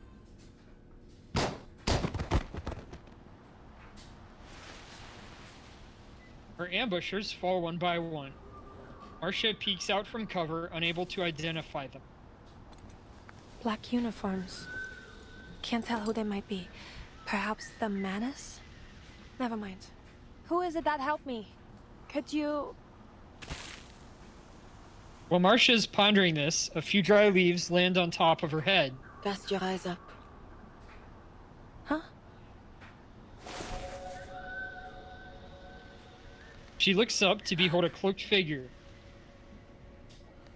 Her rescuer bears a rifle, heavy caliber, scoped with distinct markings, the weapon of a sniper. A dangerous inference is drawn in her mind, yet Marcia begins tentatively. Was it you who shot these men? Do you know who they are? She feels as if the questions are only pebbles lobbed too lightly to reach the perched stranger. You must have something more to say. Why bother showing yourself otherwise? Tell me, what is it that the Foundation concerns itself with here? That's no secret. We're working on a parlay to end this war. But one of the representatives has just been assassinated. These soldiers dressed in black could be our culprits. No. They were sent forth to protect Hirschfelder, though they tarried too late. Wait, you know Hirschfelder?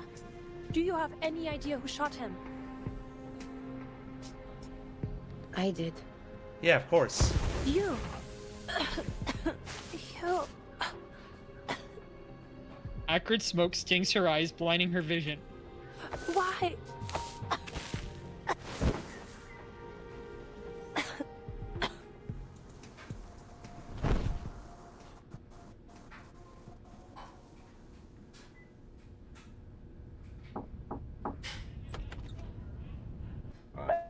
Dictate? No. The Field Marshal will not entertain such a thing. You've simply conjured up some invisible enemy to achieve your goals. We can conclude only this. Our enemy agreeing to this parley was only a ruse, and that the assassination of our colonel was meant to sow fear in our ranks. We will not yield to such a contemptible tactic. They have chosen war, and we will answer in kind. Did it mess up again? I think so. I might try something different for the Discord call. If that's what's causing it.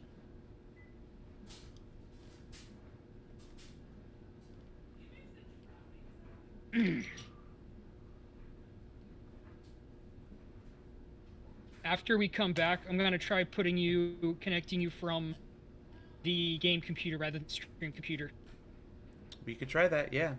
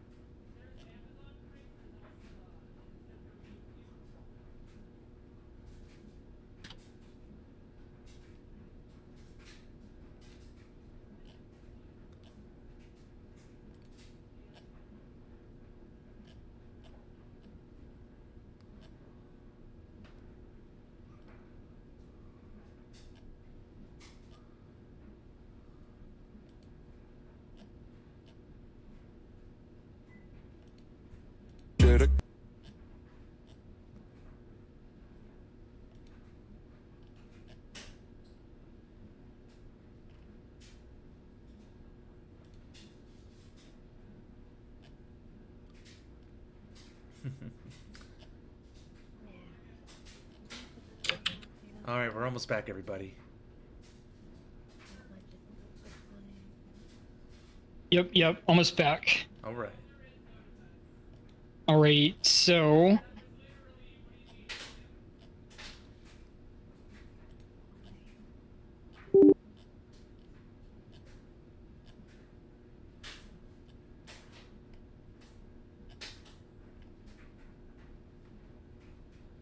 Alright, I'm gonna switch you over. Okay.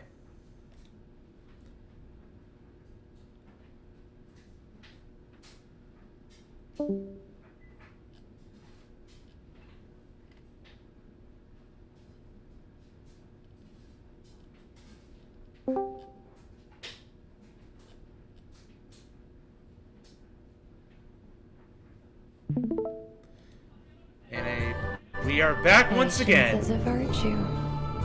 Always has been.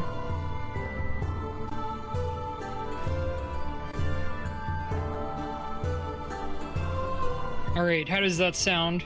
Sounds great. I can't remember what the issues fully were. Oh, let's hope to solve it. And that has saved your progress.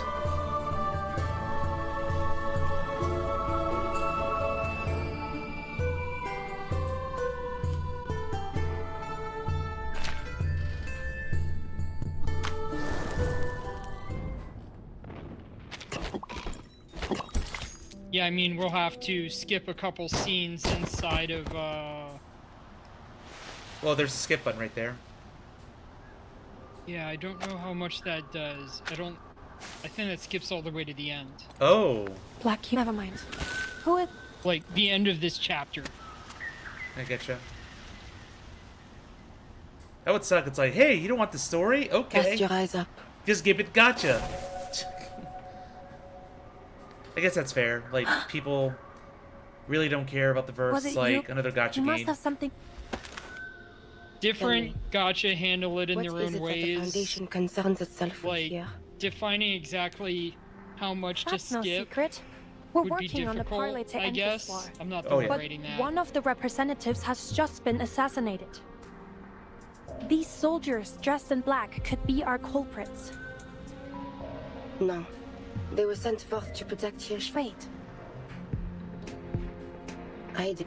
You. Alright, there we're pretty much back. You. Yeah.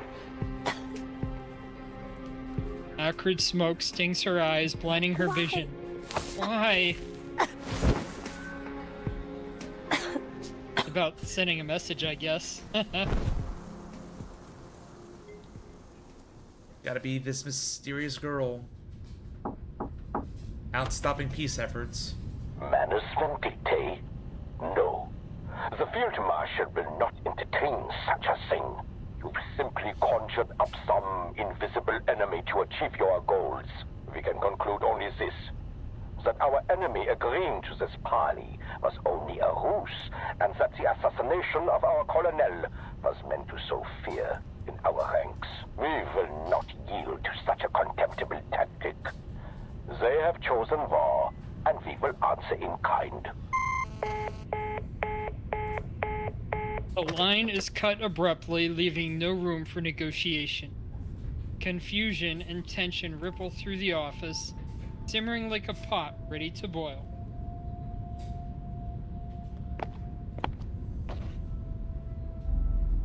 Oh.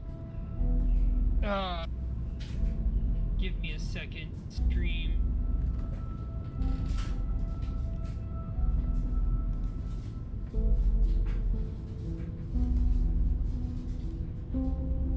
Alright. The assassination in Montpellier has been a serious blow to our global efforts. Many nations have withdrawn from our peace talks in response. Did we lose anyone?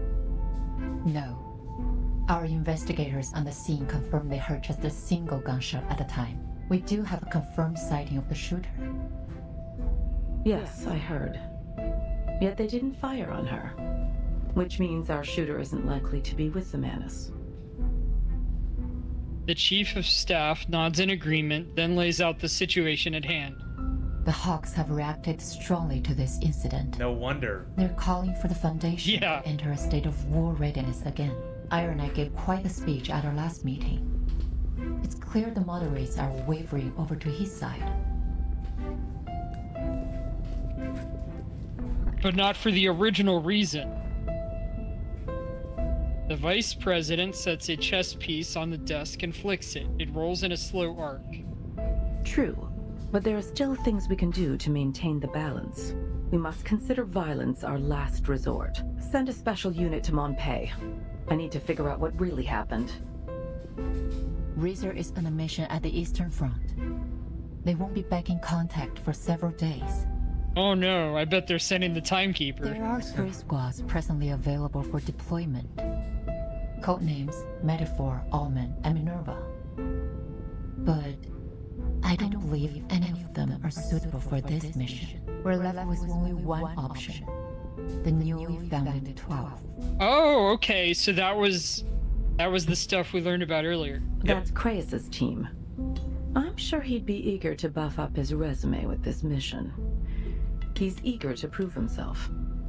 All the members of the 12 used to work for Kraeus at the Visuals Bureau. Their experience could be useful for this mission. Many of the arcane crime cases they cracked involve the Manus. I understand he's been seen in the company of several prominent Hawks. He even spoke with Aranai several times. Are you suggesting his policy leanings could pose a problem? On the contrary, he'll make a fine choice, precisely because his appearance at the front line will calm the Hawk's nerves. Understood.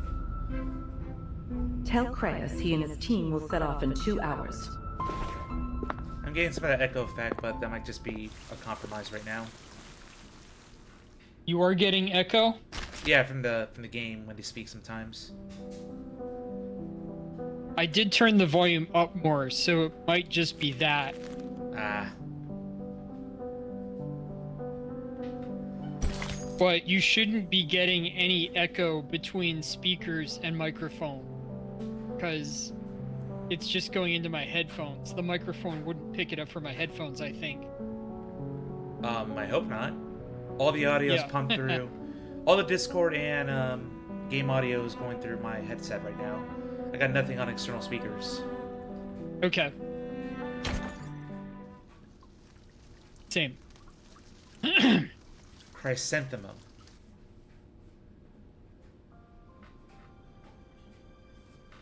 Since the first grenade exploded in our trench, we've been dreaming of the moment when the guns fall silent and our commander calls out, "The war is over." Might be something with your output. The marshals will attend the victory because banquet the game in audio His is Majesty's making palace. your character The bounce and officers stuff. will pin shiny medals on their chests, and we will get to go home.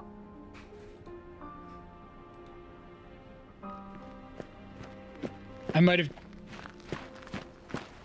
Out of my way, soldiers! I said make way! His call to arms is passed through the winding trenches, passing over veterans, slumped against the walls with indifference. What's wrong? Major Braun, the battalion commander, storms around a corner, followed by a long line of recruits with heads bowed. Second company. Jawohl, Herr Major. Wilhelm straightens up, meeting the eyes of his commander. Major Braun points to the line of recruits behind him, their faces blank and strangely foreign. You will be in charge of these runs from now on, and I'll need you to choose the pick of this litter to join the stormtroopers. Jawohl, Major. The major claps Wilhelm on his shoulder and boldly steps forward up to a firing position. He clears his throat. Soldiers! I have some bad news. Half an hour ago in Montpei, at the site of this so-called parley, our representative, Colonel Hirschfelder, was assassinated by a French sniper. What? Helmets swivel, voices turn from sharp whispers to despair. How's the Traum? The devil is he talking about? How could a sniper have made it so far behind our lines? Shh. The major stands above the murmurs. Soldaten! We can't let our enemies sow fear within our ranks. Let their desperate attack bring us together, and give us the strength to destroy them once and for all. They will pay in blood for what they've done. The mingling of voices turns into an ominous hum within the trench. Was zum Teufel? I thought this was finally going to end. I can't. I can't even force myself to care. With hate and rage, they scheme to destroy our fatherland. But we march against them with strength and cunning of wolves. Will you stand with me, soldiers? Will you stand for the Kaiser and for victory? They're good. You've shown me your steel, soldiers. You are the pride of the fatherland. Victory lies ahead, ready for the taking. Now take up your rifle and get back to your positions. To speech over, he drops down from the firing platform and leads a further cadre down the line. Second company's new recruits tote bags so heavy they look liable to sink into the mud. The company's vets close in to offer relief. Ach, Frontischwein, what's that you're holding? You got a fresh tin? Eisencow? Sausages? Their questions slide off the recruits, slipping down through the cracks of boards at their feet. Some glance up from oversized helmets, wide eyes locking with the tattered vets. God, did you see the way they looked at us? It was like there was nothing behind their eyes. Erich, did you notice? I don't think they understood a word you said. Shameful.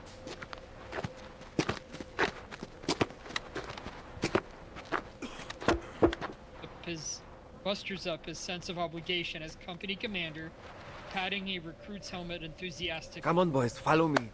I'll show you to your dugout. Mind the gaps on the duckboards. Herr Hauptmann, perhaps first we should drill them on keeping their heads down and avoiding artillery? Remember how many comrades we lost in our first days? Not now. First we need to... Oh. Take cover! Get in there, move!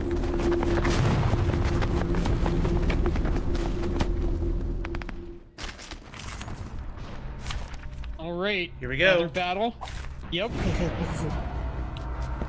Hold out. Move, move, move! Got the cable, you're not bulletproof!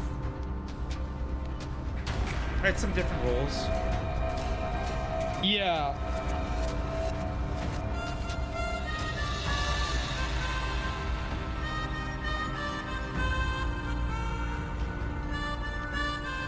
Just some attrition going on with damage every turn. Yeah.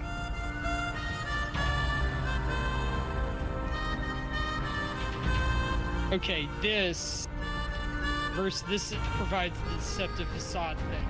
Yeah. But in Deckung, boys! Take cover, boys. Come on, don't just stand there, follow me! Come on, don't just stand there, follow me. Everyone's panicked! Rudolph, give me a hand. We need to get them moving.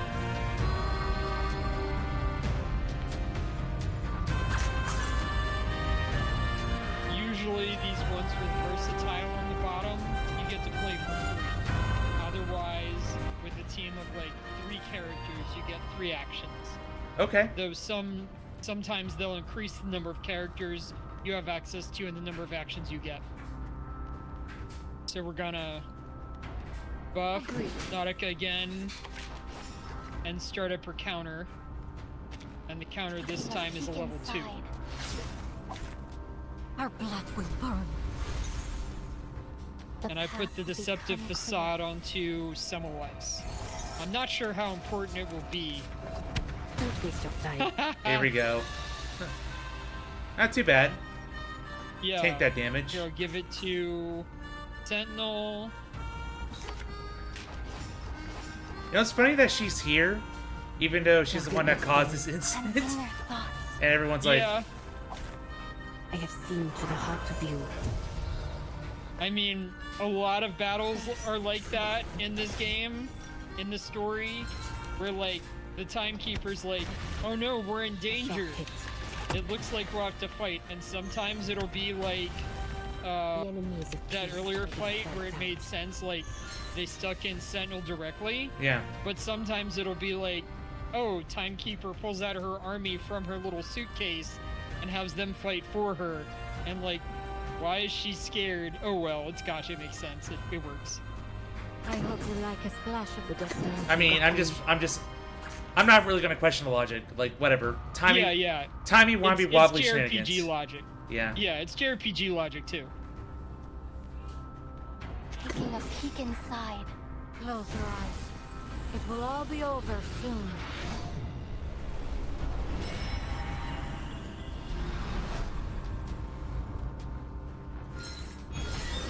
Got the blood moon out. Yep. Yep, and the ultimate. And Sentinels. I really like this ultimate.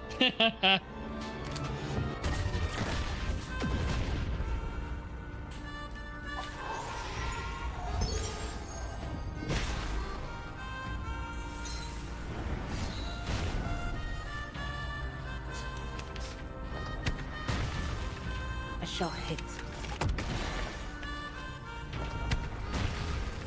Now is the time for repentance.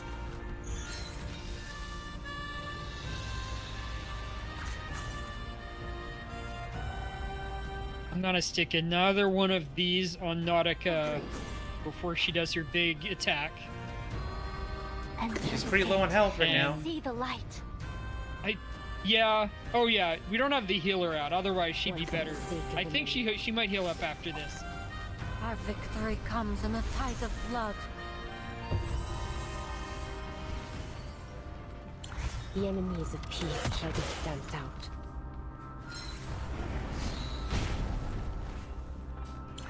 One shadow now remains. It's just funny how we're just using attacks when we're just gathering supplies. But yeah, they're trying to gather supplies underneath the fire of artillery. Yeah. And we just do that in the form of attacks. Okay. The real problem is I should have structured this to have medicine pocket out. I think they just wanted us to survive so many turns, and I was fine. Save for the prizes to be won. Well, when you were attacking things, you were getting like loot and stuff, but still. Yeah. It's just weird. Like we have this cool story going on. It's like, oh, this is happening. It's a gacha game, but it's like, it kind of takes me out of it. But it's like, okay, I'm just rolling with it. I'm just rolling with it. It's like a regular JRPG story in that sense. Yeah. 1 second, getting some more hydration.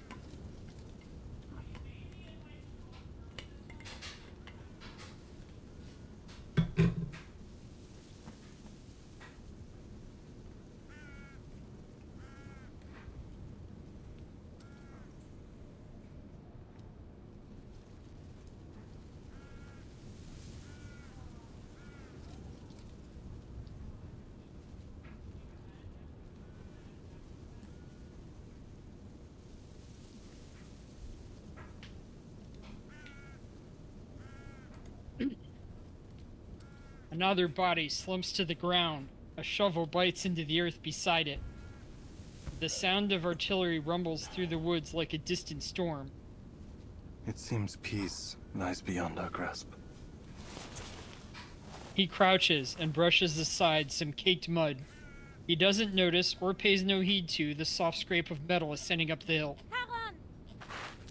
His hands go still, then he rises. He lingers wordlessly on the face that greets him. You don't remember who I am? Your presence is familiar, but faces and names come slowly. There are so many memories here. It can be difficult to tell what is from what was. I'll wait a little longer next time. Marcia turns her eyes to a stone monument placed at the base of the hill. A slanted slab laid flat on the ground, etched with elegant markings. Patriots. Did you make the cenotaph? A stranger brought it here. A gift for the dead. I see. I found your Mayor's package. Here. She hands the figure a thin envelope, along with it a handwritten note. A message came for you, I think. From the front. It seems your Mayor needs you to report back immediately. Chiron unfolds the note. Jawohl. Soldiers must go where they are ordered. Another thing. They're sending a new head of security to oversee the safe zone. His name is Kreas, a tall man with red hair. He'll be responsible for investigating the assassination. You can contact him if you need anything. The Foundation has already tightened security on every road to the town. I don't think you'll run into... She appears once again on a weed-choked dirt path. any danger on your way back. Rain cloak, rifle, that distinctive headpiece. Marcia could never mistake her. Yeah. Marcia steps forward only to be blocked by the gravekeeper. The dead rest here. They have seen enough violence. You don't know what she did. She... A burst of breathy air rushes out behind clenched teeth. Though she tries to restrain herself, her hand climbs up to the sidearm at her waist. Do you know her? She brought the cenotaph to honor the dead. The stranger walks to the monument, standing perfectly still before it, and paying no heed to either of them.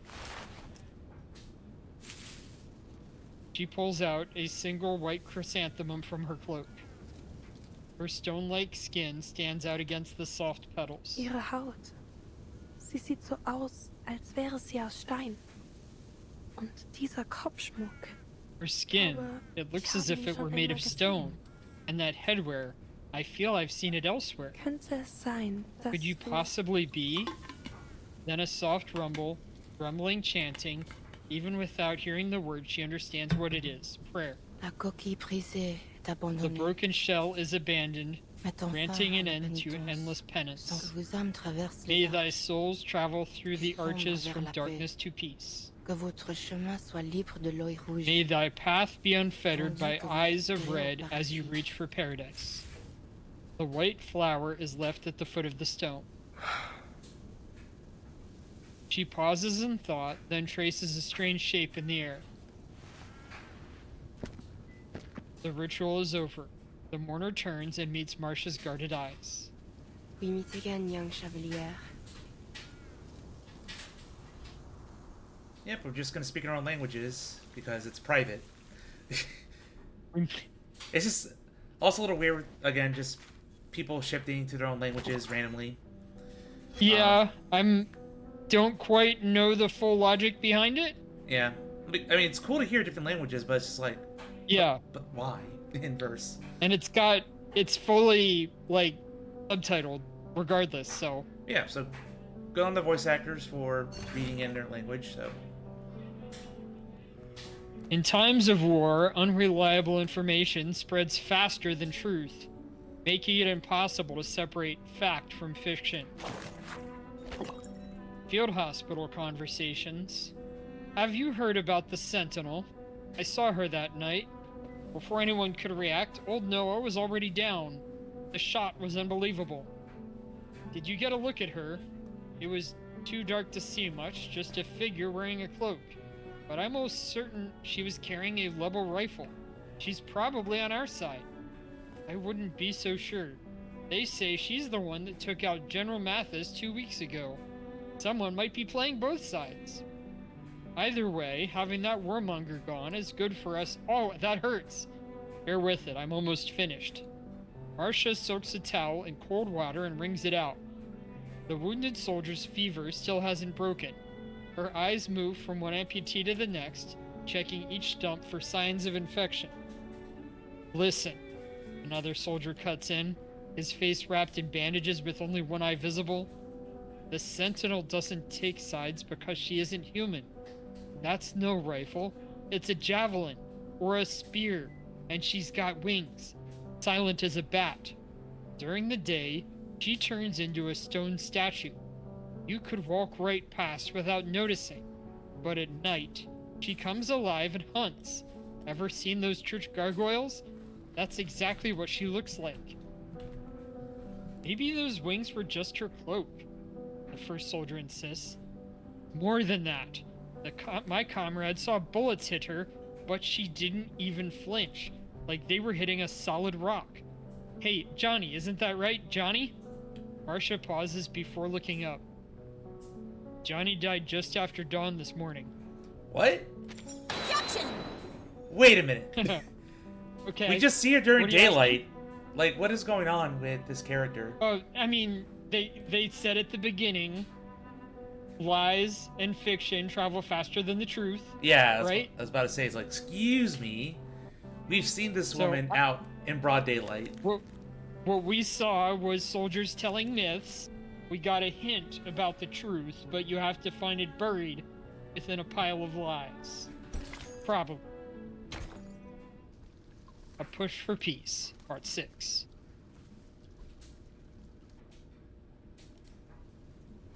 A typical reverse 1999 story, by the way, typically goes a little bit over 20 chapters. Mm-hmm. They aren't all necessarily the same length. The later ones might be a bit shorter. Okay. I wouldn't be surprised if this goes into 2 streams. Well, yeah, I mean, this is only chapter 6. Yep. Yeah. The stranger studies Marcia again. He that is slow to anger is better than the mighty, and he that ruleth his spirit than he that taketh the city. Pardon?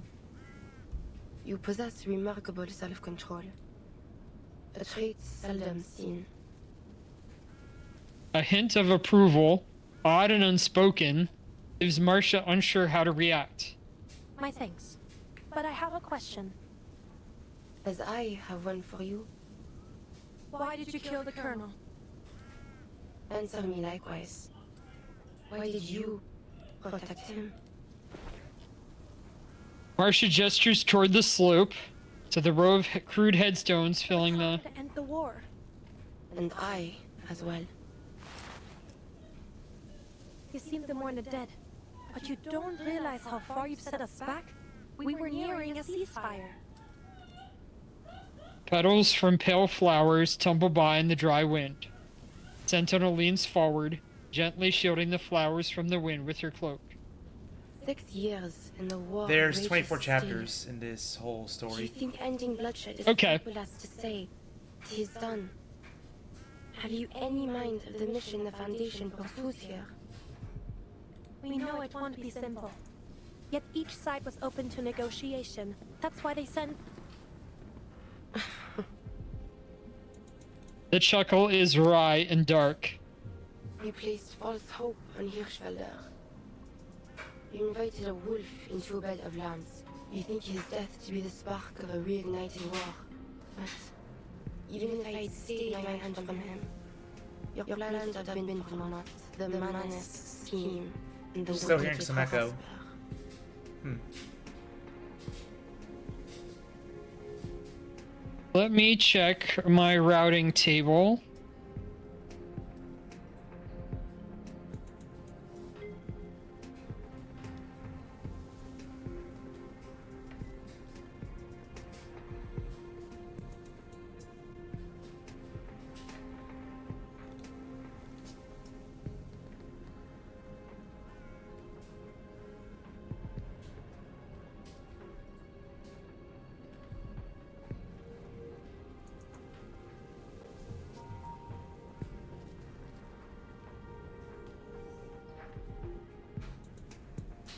See if that'll make any change. I doubt it, but Manus Vindicte. You know of their plans? Then you're claiming that Hirschfelder was a Manus? she lets the question linger long enough to feel unanswered, then the sniper begins. He is not one of those devils. He is only one tool of many. The Manus offer the gifts of Mammon and Asmodeus, greed and destruction. Hirschfelder was tempted by their technologies and became a willing servant in their schemes. It's in and out. It's just a weird effect, but I'll deal. Yeah. Like I said, Might have to figure out some tech or something, and I don't do a lot of these streams, so I don't get much chance to test that. Yeah. A groan rises up from the horizon, the sound of distant artillery drumming, throbbing like the heartbeat of a wounded beast. She raises a second finger. Maybe check your shared stream chat. Make sure you like muted yourself there. Affected by an arcane skill which clouds their eyes in red mists. I mean, blood and glory as a starving dog is to the hunt. Oh.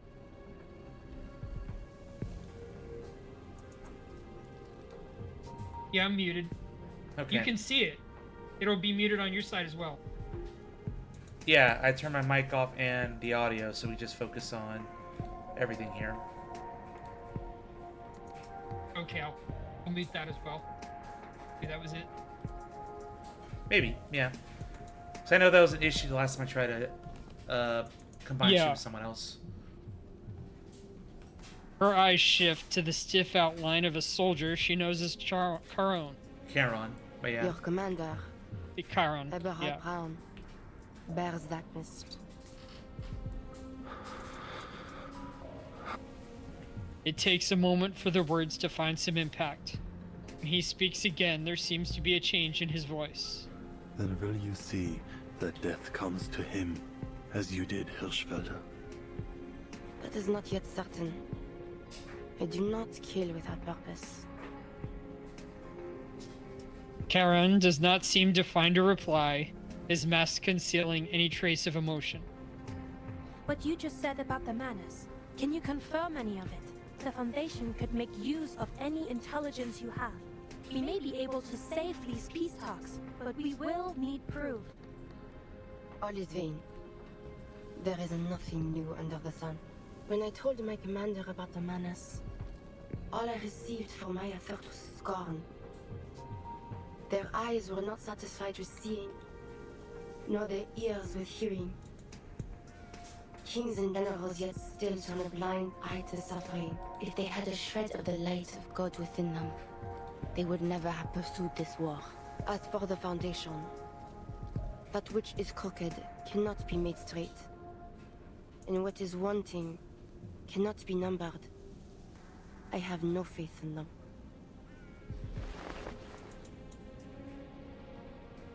That is all I have to say. Spare him. Alright, I think I may Karen speaks. Oh. One more suggestion. I could meet you on Discord. You could enable your mic on the stream together. And I think that might solve the issue. We could try that.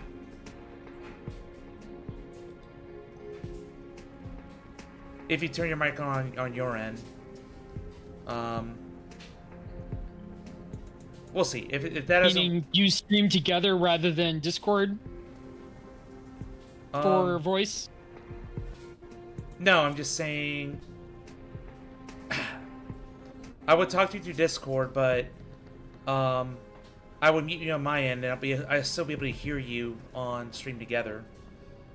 So... just want to try that. If that doesn't work, then that's okay. Yeah, I mean, I would say hey, let's just both do stream together and see how that works. Sure, let's do that. I'll mute myself.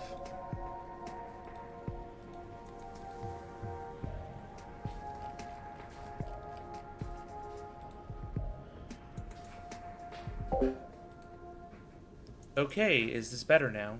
Do you hear me?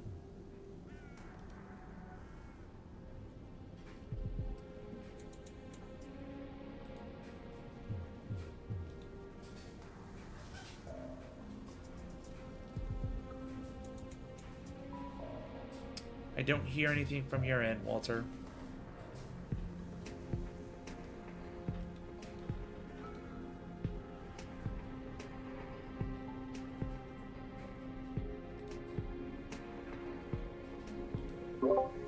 Yeah, I don't hear anything on your end. I'm using Discord to communicate briefly.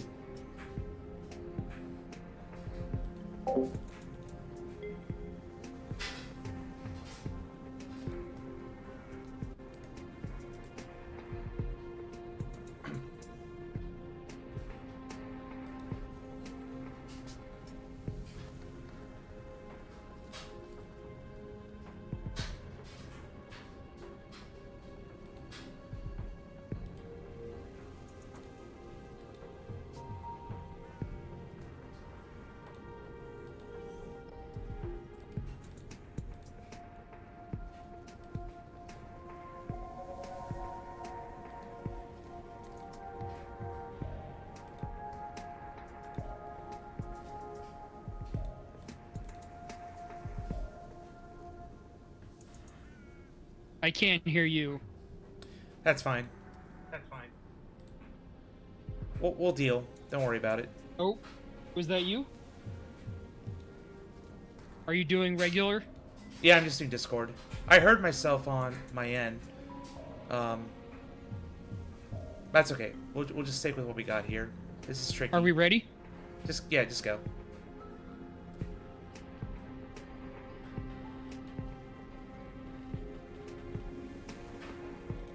What was happening? Hello? Hey, are you there? I'm here, yes. Alright, so Takuda here. I'm getting some weird echo on my end. Like, for some reason, even though Walter's wearing headphones, the game audio is like kind of like being repeated twice. And it causes Which could weird be echo. looping through the system rather than through the air. Yeah. Like, but we'll see how it goes. Yep. Let us All right. continue. Ow. You okay? What was that? I had like an ice pack here. It's like leaking water a little bit, so a little annoying. Okay. Karen speaks. The change in his voice, now more acute, more vivid, and more personal. Eberhard Braun, I need you to spare his life. Neither mercy nor vengeance is mine to give.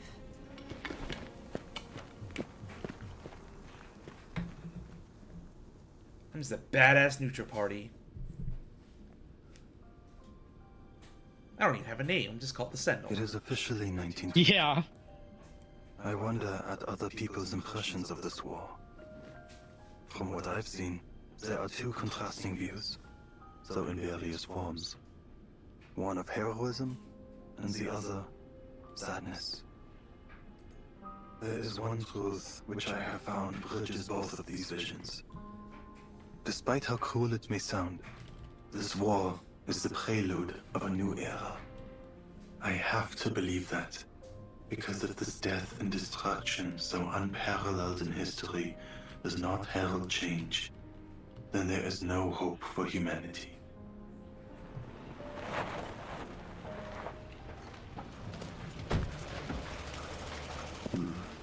How bleak. The leader of the 12 stands on the streets of Montpie, looking over where Colonel Hirschfelder was killed. By the time he arrives, all other military forces have withdrawn. Only the Foundation remains on site to guard the ruins of the town. Blackbird, give me a hand. As soon as I finish my bread, Beagle. His team has already begun shoring up the town's defenses. Their line pulled back to just a corner of the street.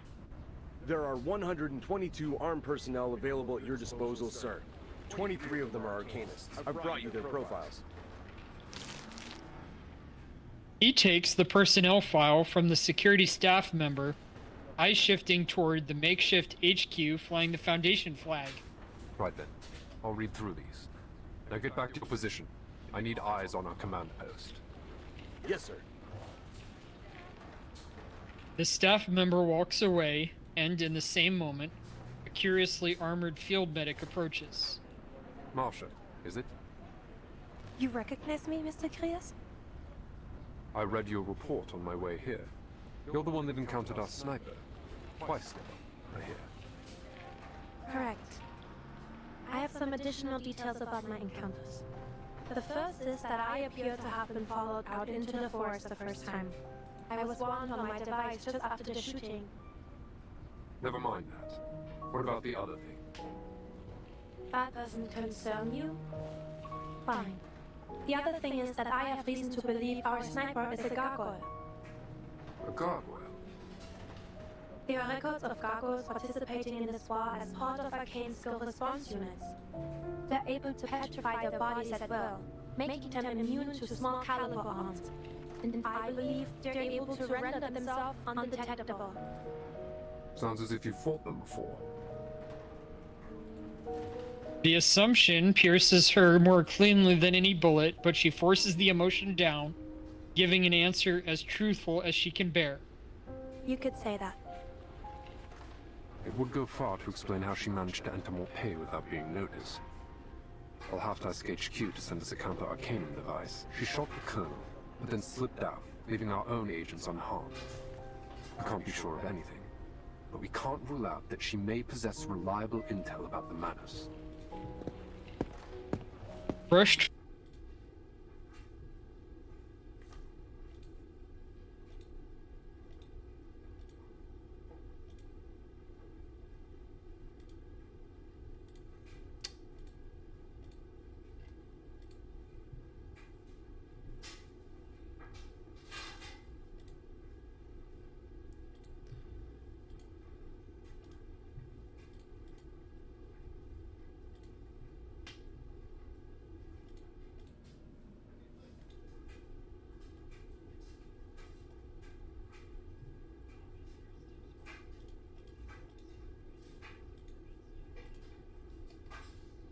Precisely what I'm here for, sir.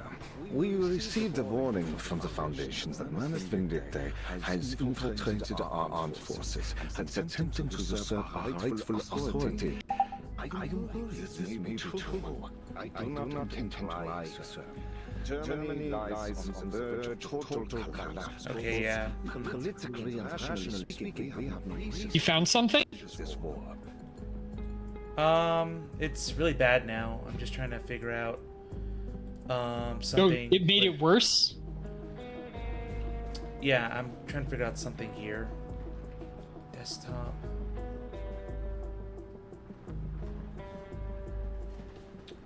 Discord. Because right now I'm using a voice meter banana. So it splits up the audio. I use it for... I use this for when I need to do a dub recording. Where I have my Discord calls separately from my game audio. But because I'm streaming a Discord call, it's like kind of looping back in on itself. Oh, and... so it might be on your side. Yeah. Because right now my do you want me to wait or to keep on going? My computer's quiet. So that's why... Yeah, just keep on going, I think. Alright. It seems our army command is out of control. They are determined to drive this war to its bitter end, regardless of the misery and death. The Manus are behind it. I take it Army Command is not aware of your visit, Herr Crane. The observation is sharp, to the point, quite obviously correct. Perhaps to reassert some authority, the man arches his shoulders back, adopting an almost regal pose. I represent the majority of the Reichstag, sir, as well as the office of the Imperial Chancellor. We are united. All we need is some hard evidence. If it can be proven to His Imperial Majesty and to the Reichskanzler that Army Command has been infiltrated by this Manus cult, I am certain we will have the authority to end this. So, you're asking me to share the results of my investigation to root out the rotten apples in your army? I am, sir. We will do everything we can to restart the party once we take control. His head bows deep and serious, though the sudden winter wind tosses his hair and collar out of place. He pulls in a deep breath. And we're willing to reach a ceasefire on certain conditions. I assure you. I'm not just saying this because of my stance. For the sake of my country and its people, this war must be stopped. So I'm playing around with some levels. Like I lowered your volume and just raised the stream volume, and I think it balanced out decently well. Okay. Yeah, I'm okay with this. All right. Because then I can go to voice meter banana, and the magic of it is I can, while I have the levels varied, now that they're properly segregated, you're at 60 instead of 100. I can just raise your volume. In the first 3 months, and we're good. I had no idea who I was fighting, or what lay on the other side of the trenches.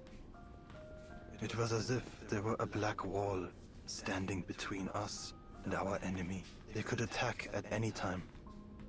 I can't sleep. I don't want to die. I don't want to see their faces. I don't want to know what our enemy looks like.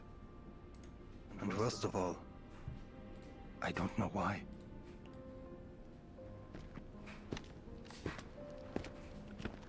By the time Karen turns to the trenches, the most recent bombardment has already ended. A trench can never really be called calm, but the rattle of machine guns and the crack of rifles slow and fade into the background. The shelling hasn't changed much. A few new craters to replace the old ones. Ach so. You're back, Millman. Tell us, where did you take little Franz? He lies beneath stone, in a silent wood, and marches no more. Eric grunts out a reply. He's standing in Franz's boots, freshly shined. Huh. I bet Herr Wille you take the opportunity to keep walking and never come back. Lucky me. Where is he? He's dead. I guess you'll call me Herr Hauptmann now. Eric casts his eyes to the new crater decorating their trench. Caught a shell. Just like that. Eric's face pales and then runs flush red, throbbing veins straining out along his forehead. Lucky me. And lucky him. That Schweinhund. Schweinhund, oh no! Stirbt. Und wem soll ich jetzt meinen verdammten Sold geben? Warum bist du überhaupt zurückgekommen? Wir haben schon genug Geister in diesem verdammten Schützengraben. We have enough ghosts in this trench. Eric pulls Karen up and tosses him against the trench wall. Du schlendest hier einfach durch und holst unsere Brüder. Du begräbst sie. Warum? Warum darfst du zurückkehren? Und sie bleiben tot. Are you mocking us? Karen slams but does not fall, making no effort to fight against Eric's strength. Der Tod verspottet nicht. Death does not mock, nor can it stop its return. It is as helpless as any other soldier to do his duty. What fate lies ahead of us is unknown. Its winding path cannot be seen until we step through it. None shows the hour when death finds us. Scheiße. A curse, flat and empty, and just like that, the fire and fury are gone from him. Soldiers walk by, look away, and continue their work. 100 pairs of eyes, and each of them numb to the chaotic scene. I just want to keep myself in one piece when my time comes. Better make sure I look good for my funeral, right? Now, off you go. Sir, there's movement coming from no man's land. The spotter interrupts their standoff, handing Eric a trench periscope. What? Eric grabs the scope and crouches up to a nearby parapet. That's just two soldiers. Could it be a trench raid? I don't think so, Herr Hauptmann. Why would they go over the top in broad daylight? Look, they're waving their arms. Huh? What are they doing? Wait. Their hands are wrapped in bandages. Is that a problem? Eric returns the periscope to the spotter. I think I know what's going on. The living walk over dead man's ground. Deserters, I'll bet. I heard some soldiers used to shoot their own homes so they could be sent back to the rear. But they reward that kind of cowardice with bullets nowadays. Do they come seeking death or life? With all the officers keeping their heads low, maybe they decided they don't want to do the punishing themselves. Just kick these poor bastards out of the trench and tell them to walk till they drop. Old and new memories intertwine in Karen's mind, forming an incomplete but certain thought. They do not march to us as warriors, but as broken men. You're right. Pass it down the line. Does anyone here speak French? Oui, a little. I took some French back in school. Haha. Nell, say something. Yeah, Herr Hauptmann. The spotter presses his hand against the sandbags, trying to project his voice through the firing slit.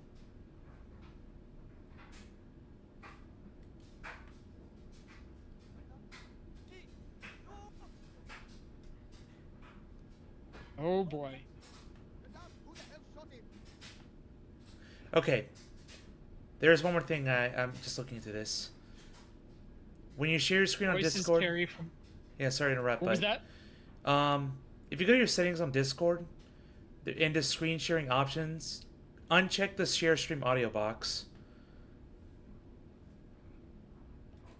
That might work. So...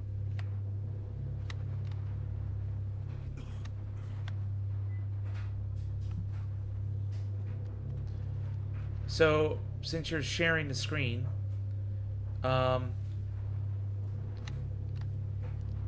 there should be an option on here where, let's see, automatically reduces the stream volume when people are talking. Huh. It's fine.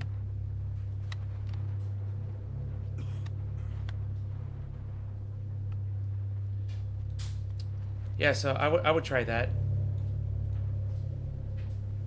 Screen sharing, uncheck share stream audio. And I think that will be finally the key to solve our problem.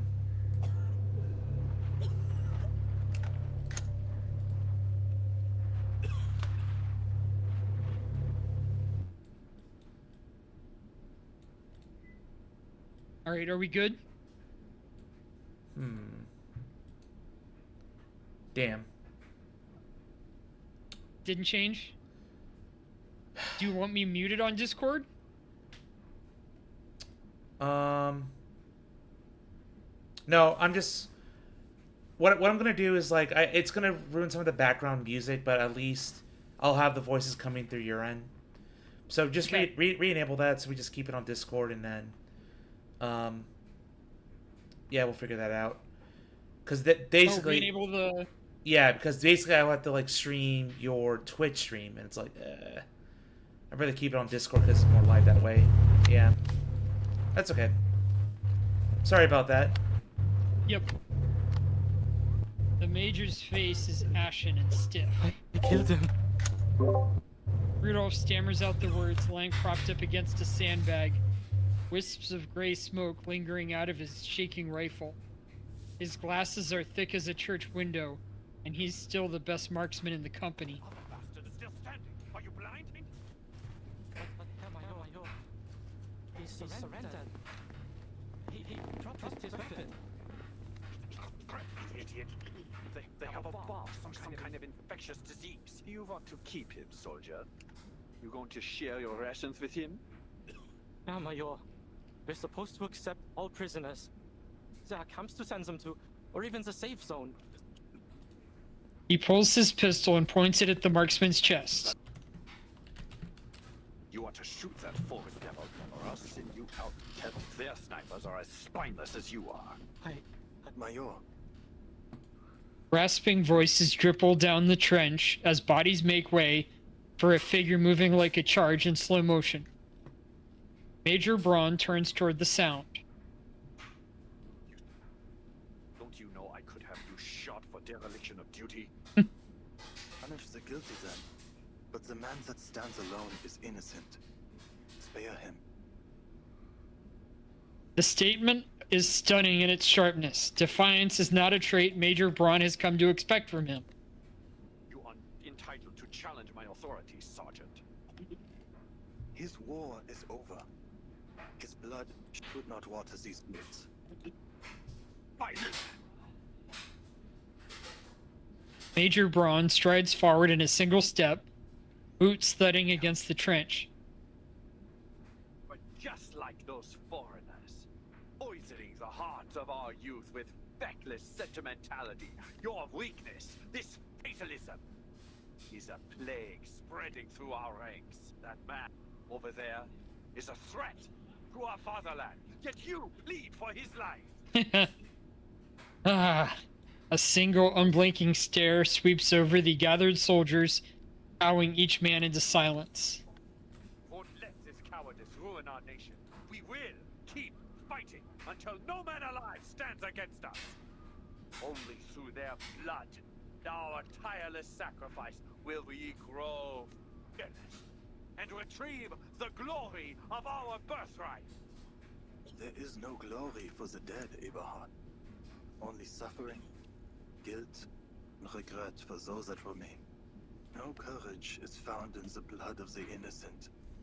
Only stains that can never be washed out. Unsinn! Remember you. Major Braun, my old friend, would never say these things. What lies were whispered in your ears by Manus Vindicte? Shut up! That's slander! Who told you that? I do not slander you, Herr Major.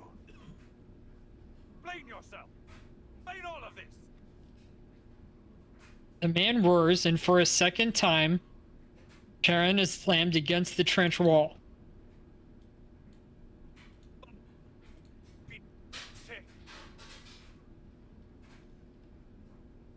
What do you mean? These are not your eyes. Answer me. But this man's fire does not temper, it bursts.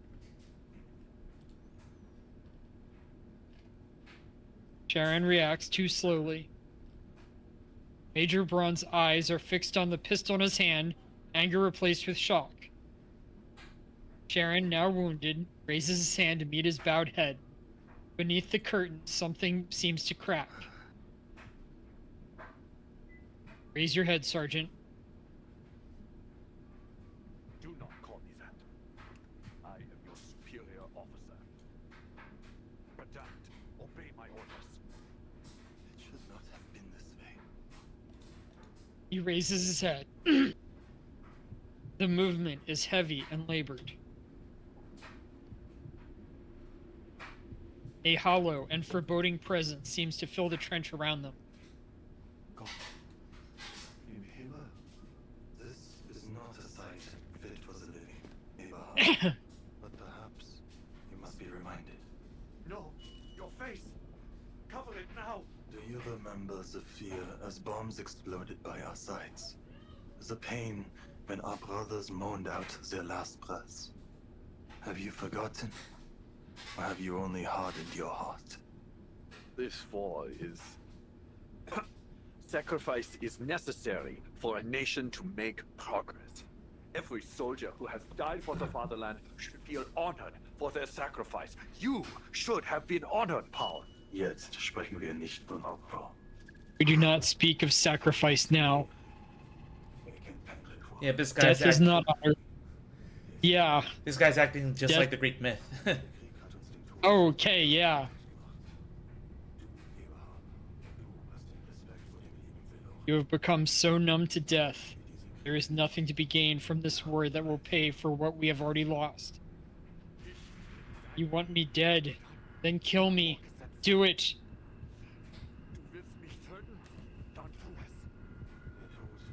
Death will not save you, old friend. I want you to save yourself.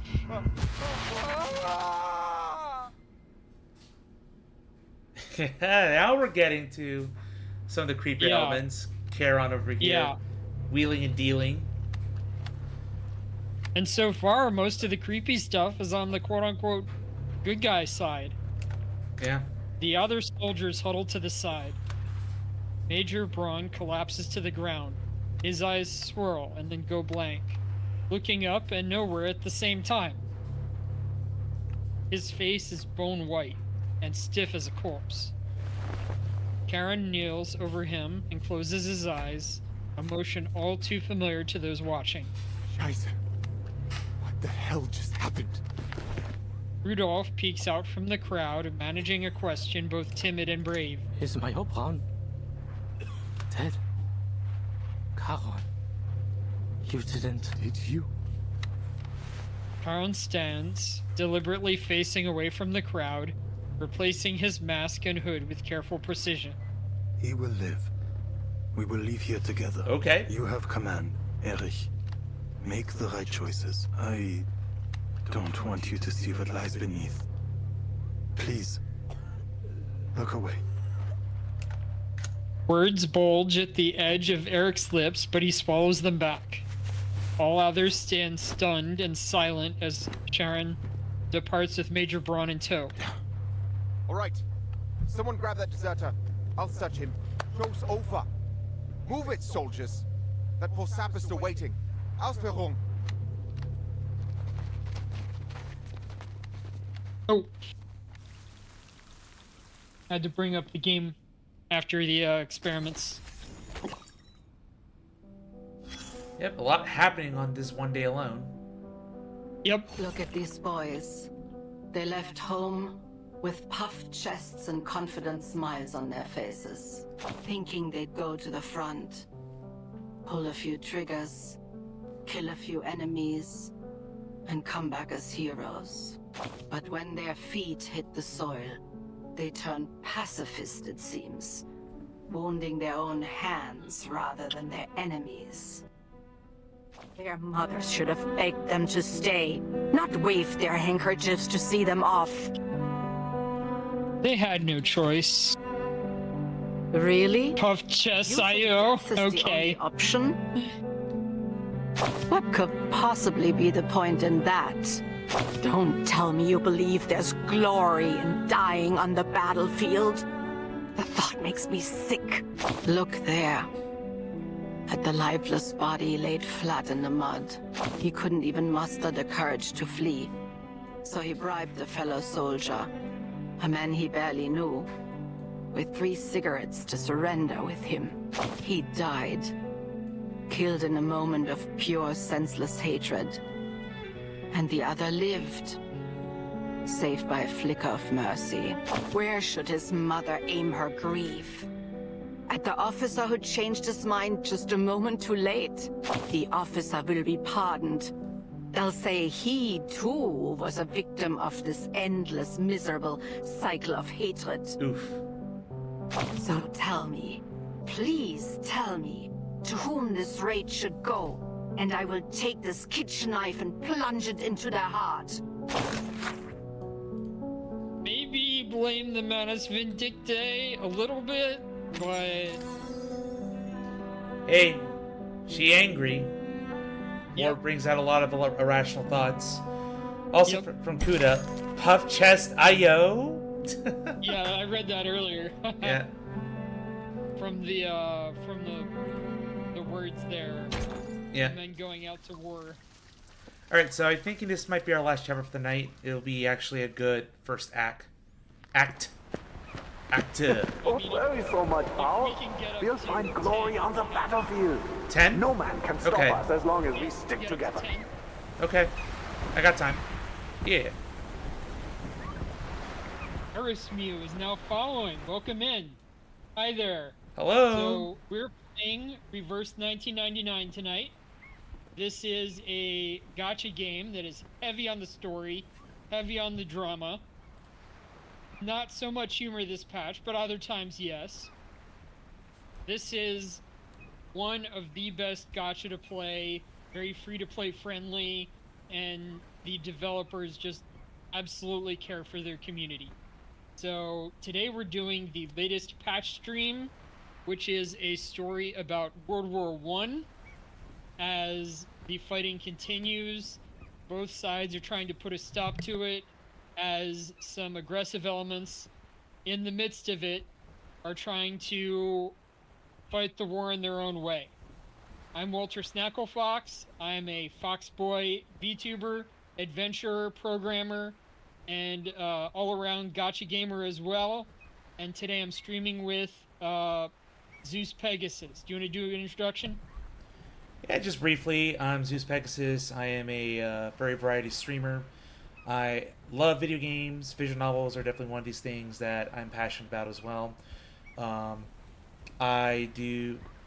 lately, this past year, I've been doing a dub of the entire Ace Attorney Investigations duology. But other than that, I like collab streams with friends for various franchises, typically single-player focused games. I've been getting more into the spooky season, as even though that's past, but I've been enjoying a lot of content there. And yep, I try to be as engaging as possible, hoping to get a model later on. And right now, just living life, birthday in a couple weeks, and glad to meet you. Oh, Erisme with the follow. Hi, thank you. Welcome aboard. Oh, I remember why we wanted to do Discord on the other computer. For this Maybe reason? I can still get it going. So that your feet can show up.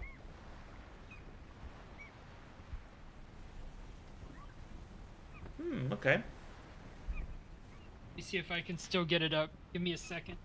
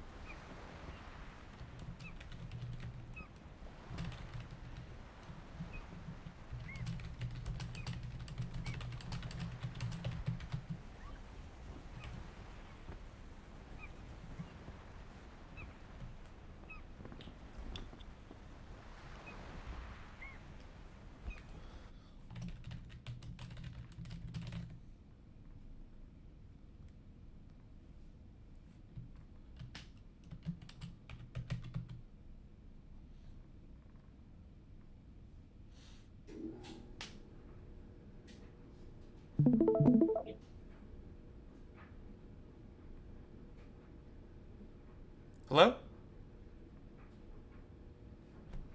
I'm trying to switch things around so we can get your Fugi back. Come on, let's join the war and prove ourselves to Herr Mühlenberger. Think how proud your parents will be. Their son, a war hero.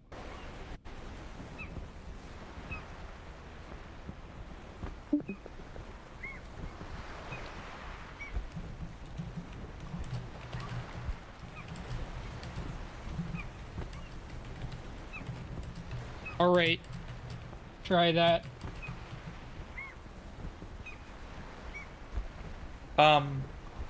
I hear it now. I think that'll be better. All right.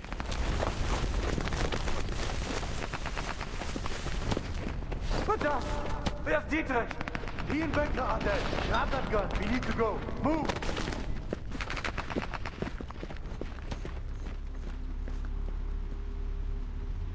Do you think we'll win, Paul?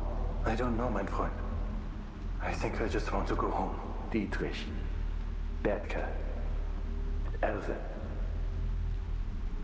What did they die for if we just give up?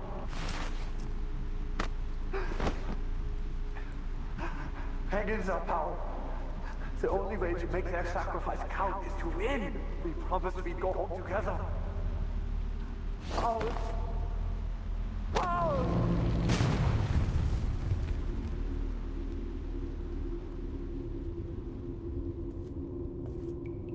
Major, the past is in the past.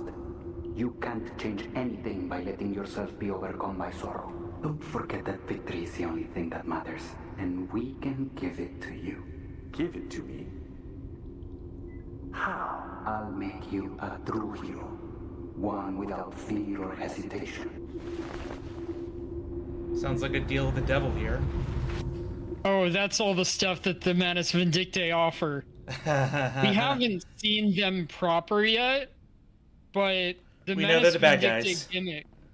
Yeah. Yeah, but their gimmick is the lower ranks wear masks over their faces that bury into their heads and take their sanity. And the masks are made of hands. Oh. Like, not human hands, but they look like human hands, just not human hand material. Hence their name Manus, because Latin for hand. Yeah. Yeah, and Vindictae would be like vindictive or something. Yeah. He swallows air like a drowning man, and immediately the foul stench of decay fills his lungs. The dragging stops. You're awake. Paul? But the man behind the mask says nothing. He only offers a hand. My head hurts. Eberhard struggles to adjust his surroundings, taking a long time to find focus. Where are you taking me? Mompe, the Foundation may have some cure for the spell you have fallen under. No. No. Still dazed after the ordeal, he can only mutter in denial. He looks around, searching for something to brace against, eventually finding the ground. He takes off his hat and scratches at his straw-like golden hair. Gott im Himmel. What did I do? He still can't find his breath. Each gasp of air only making the choking sensation worse. That deserter. I ordered Rudolph to pull the trigger, but I was the one who killed him. The other lives. Eri saw to that. He wasn't the only one. So many have died. And I was the one that sent them to their death. Eberhard lowers his head, holding his gaze at a small patch of soil beneath him. Karen watches him, adjusting his dark cloak. Do you remember, Paul? There was a poem. Like Goethe... No, Schiller, maybe. Ah. Those days at school feel like a fairy tale now. Herr Mühlenberger, Asked you and Dietrich to write it out on the blackboard. You two didn't even know where to start. I remember. I thought he was going to snap you both in two. Just a few months later, we were here. Dietrich died. That very first day. Do you remember how we cried that night? We thought it would be the saddest day of our lives. We ran out of tears before anything else. Mir ist kalt, Paul. Die Angst kehrt zurück. Halte sie fest. A fear long absent is growing inside you again. Hold on to it. You'll warm up. Eberhard clenches his teeth and braces himself. This is the place you found, isn't it? Where Franz was buried. He lies below us. There are so many graves. But I am still alive. Why, Paul? Why am I not lying among them? The living speak of luck.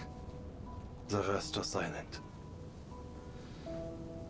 The answer doesn't satisfy, but the lone survivor cannot find a new question. After a long silence, he speaks again. Yay, Survivor's Guild. I could forget it all. Yeah. If I didn't know what happened, I wouldn't... No. No, it's not right for me to ask that. But I'm still alive. Is there anything I can do for them? That isn't a question for the dead. I can't tell you what to do, Eberhard.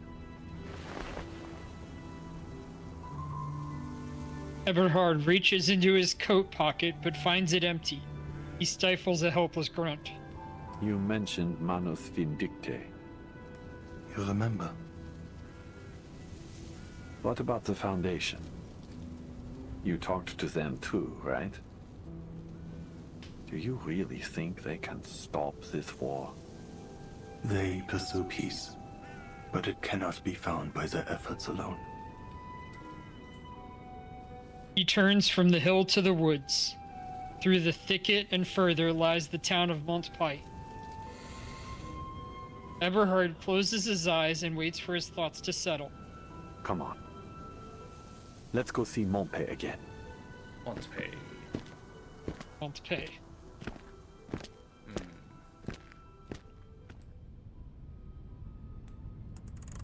I was about to pay a visit to Herr Mühlenberger when someone from Army Command said the colonel wanted to see me. I was taken to a meeting room with many other officers. I recognized them. I knew many had just been promoted like me. Colonel Hirschfelder showed up to give us a speech. Yeah. The same colonel who was assassinated after the parley. The time has come when our nation calls for heroes, he said. With our foremost goal to create a prosperous new world for our children, we have fought valiantly. And now the war turns in our favor. We stand but one step away from total victory, yet it is at this very moment that our soldiers have lost their courage. They waste their time looting every barn, cellar, and shed in search of treasure and drink to numb their fears, delaying our operations. Their greed and cowardice have spread through our army like a malignant tumor. Fortunately, we have found a cure. An organization that believes in the promise of our victory has provided us with an extraordinary development. That's all I remember. I don't have a mind for technology, but it just washed the fear off me, thinking about it now. We must have been like lab rats to them. As soon as they finished their ritual, we became so sure of our victory that we began yelling and singing as one. We were just fresh-faced boys again. Thirsty for all we'd forgotten. The hiss of static echoes through the spacious room and fades. I think that's enough for now. That was a recording from a German major we encountered in Montpellier. I intend to submit a report with full details, including his entire statement and an explanation for our inquiry. The head of the frontline investigation quiets, awaiting further instructions from the decision makers at the rear. What was that? Are they interrogating him, or are they like spying on him at this point? Well, I think he took a statement. Okay, yeah. So, just yeah. That statement was then sent to the Pavlov Foundation headquarters, and that was why it was showing up as a recording. Yeah. Yeah, So because I they think he mentioned did this that mention before. voluntarily. Yeah. Just wondering, because Yeah. this foundation certainly has some both friendly and maybe some unfriendly characters within it. Yeah. Even though None of the organizations can be trusted 100%. Yeah. But the St. Pavlov Foundation has most of the trustworthy characters in it. Manus Vindicta is moving quicker than any of us could have imagined. But none of these makes sense. Pedro has returned from the front, still shaken from the assassination attempt. If they came to this era at the same time as we did, how could they have already infiltrated the military higher-ups in such a short time? We've already theorized that Arcana may now possess the power to rewrite history, which means going forward, any records from history as we once knew it will be unreliable for estimating their strengths. Pedro falls into heavy silence. Pedro, what were the other representatives' opinions concerning Manus Vindicta? They all denied its existence. I see. It seems as though we're left with no other option but to change policies. No, we can't resort to such radical measures. The Dove's representative states his position in advance. The Foundation risks alienating any potential allies if we act too aggressively now. This war will not be the end of our fight. We will need to rely on their cooperation in the future, and that requires trust and a sense of security. Report. Prius's voice resurfaces in the conference hall. A man of the Interfactional Committee paid a secret visit to Montpellier, hoping to obtain intel about the Manus. A secret visit?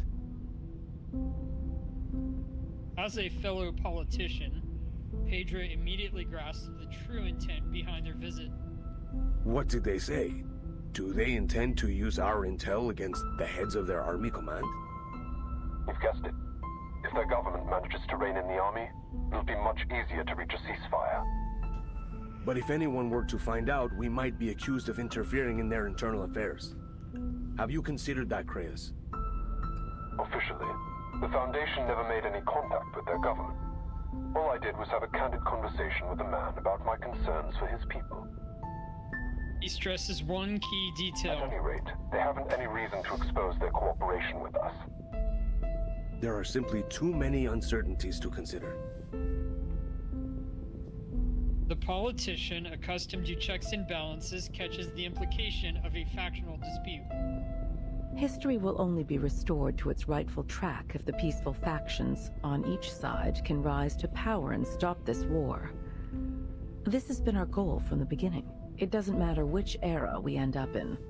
We always benefit from a political climate that is friendly to the Foundation. That's undeniable. What do you think, Pedro?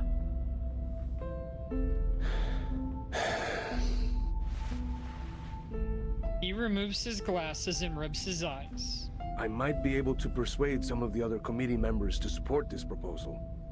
If we're certain of this course of action, then we'll have to provide intel to those seeking peace, in all governments involved.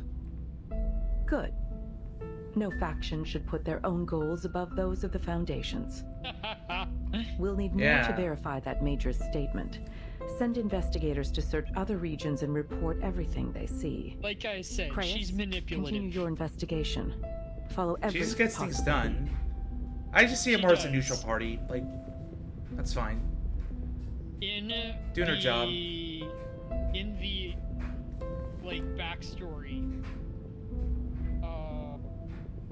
the kids of the Foundation were in like a Foundation school. So the St. Pavlov Foundation isn't just like a ops center. It also operates a school for Arcanus and general support for Arcanus, kind of like the X-Men's Academy from X-Men. Yep, for gifted students. I get you. Right.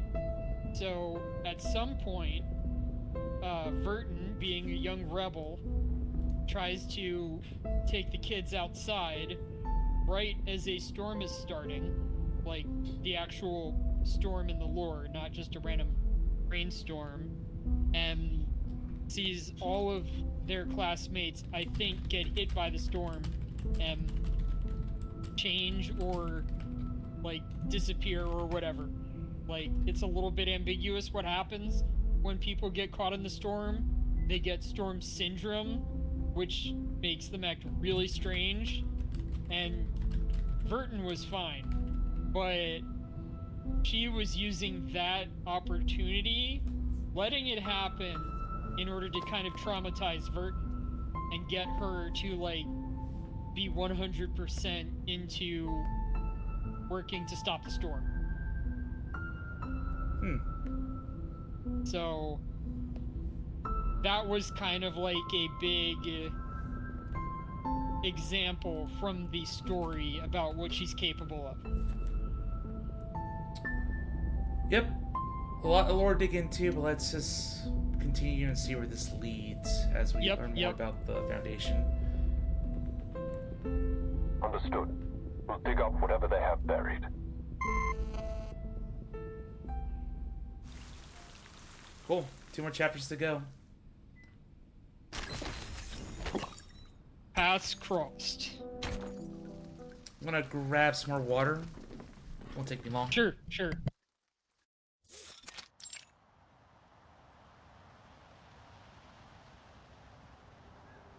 Night falls and creatures stir.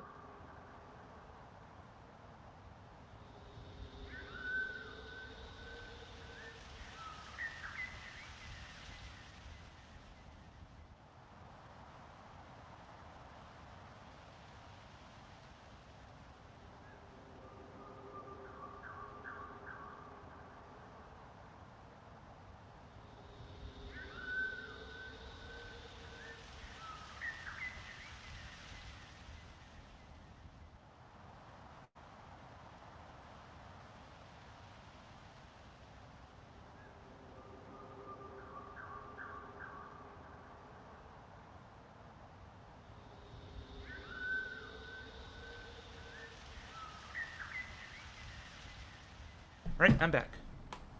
Alright. Night falls and creatures stir. Not far away, there is another shadow hiding in the forest. Under the cover of night, perhaps he would have been taken for a withered tree trunk. But gargoyles belong to the night. They recognize one another with ease in the dimness. Un homme est proclamé coupable, et pour cela condamné A à man mort. is proclaimed Privé même guilty, de la and for justice this d'un he is procès. condemned to death, Son denied exécution even the survenait justice of a avant, trial. le réduisant au His silence execution avant came as qu'il a ne pût wind, prononcer un mot de silencing him repentir. ere he might utter a word of Et repentance. c'est cela que tu appelles la And justice? this thou wouldst call righteousness? Leave me be, Ladislas. She shrugs the heavy question off. Hast thou reflected on thine actions? Meeting eye for eye and tooth for tooth. Yay, new character. Is it justice or vengeance still? What was it? What did you say? New character. Looks kind of like a priest in a way. Yeah. His uniform reminds me a bit of Legend of the Galactic Heroes. Okay. They had similar. That was a anime where the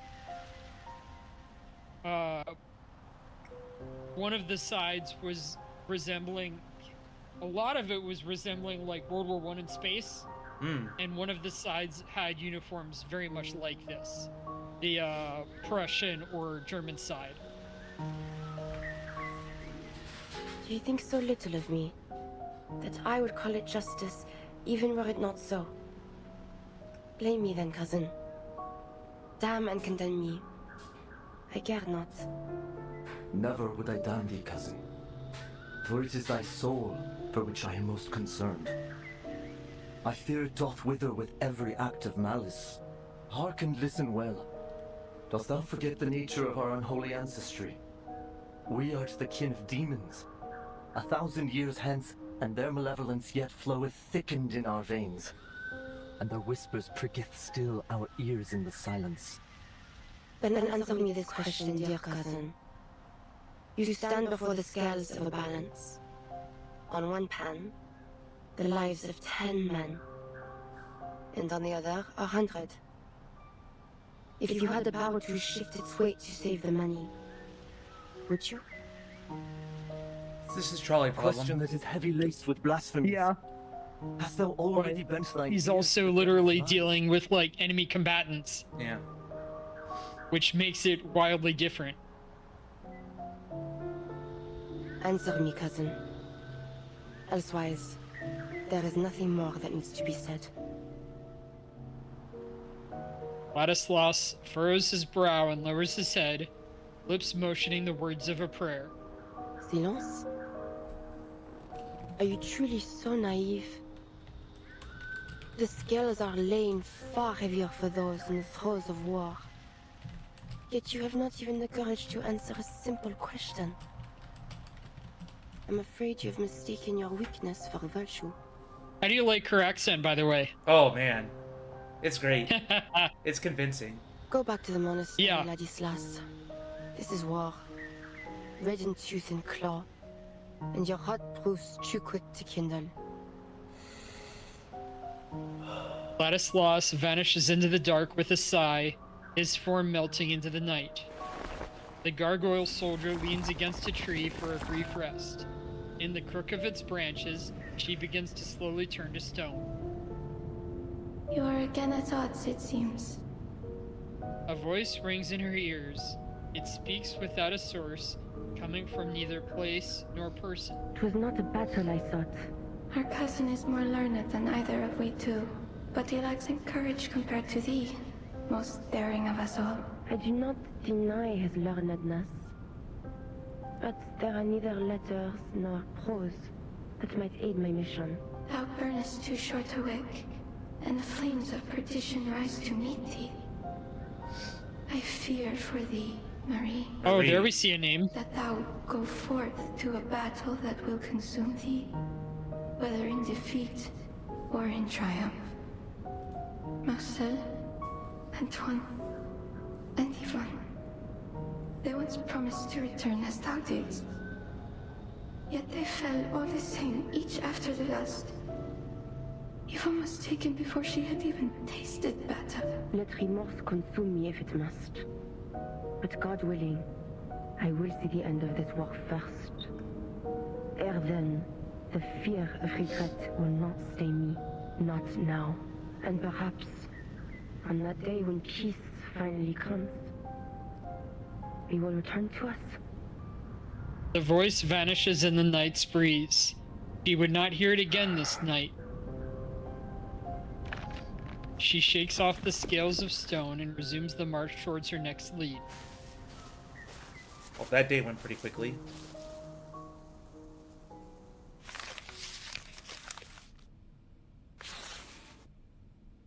Arvion lays out the local strategic. Crius picks up a handful of bullets placed in the first on Montpay. Major Brown was able to recall some of the locations that may have been used by the Manus. His coordinates aren't what anyone would call precise, so he'd best start searching ASAP. Chester, you'll take the forest. Casper will be expecting you on the edge.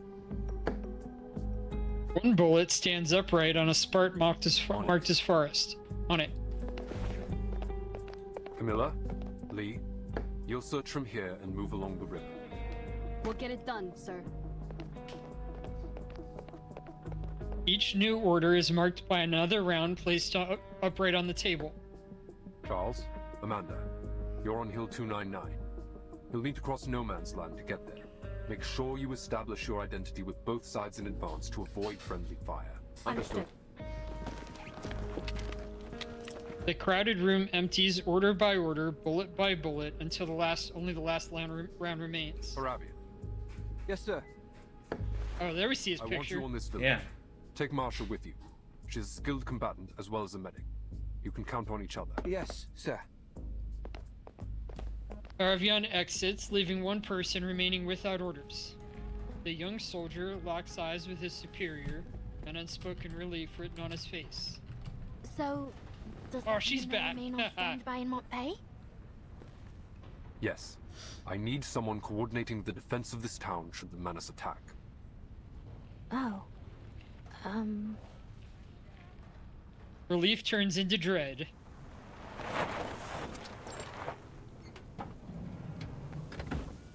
Is this it? So, that girl right there was a character introduced in the last patch as a bodyguard for Ulrich, one of the awakened guys from the Laplace Scientific Computing Center, as Ulrich tried to establish a operation in Antarctica to prevent the Manus ritual from taking place, which would create the flood. And he was able to stop it for a few minutes while they performed another operation to attack the Manus Vindictae leader at the time. So, everyone really liked that character, so it's cool that she's back. Everyone was begging for them to make her a gacha character. We'll see what happens there. You get a better look at her. That didn't really seem like a robot to me, unless it's just convincing. No, she was the bodyguard to the robot. Okay, I was about to say, like, ski. Whoa. Yeah, she was the bodyguard, and they also had Sergeant Buddy Fairchild with them, the squirrel. Okay. So it was an odd couple, or an odd company. You can say that again. Alright. Officer, this is the Paravian guy. Is this it? I believe so. Let's get on with it. Get on with it! The village around them still carries the signs of lush wilderness and gentle fields. A place of abundance and safety once. Watch my six. The two draw weapons and enter from the side. The investigators are not stopped in any way, and if they hadn't been instructed to do so, they would have just treated this place as another forgotten remnant of better days. This place is empty. It's heartbreaking to see it so quiet. We're ahead of schedule. Let's start by checking the houses one by one. Good.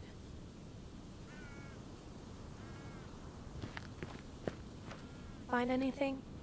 Only some letters I can't read.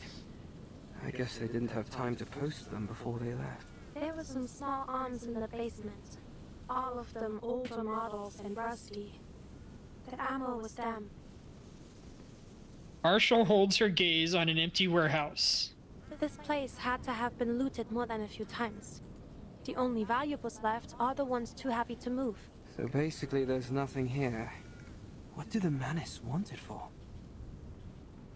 She shakes her head in frustration.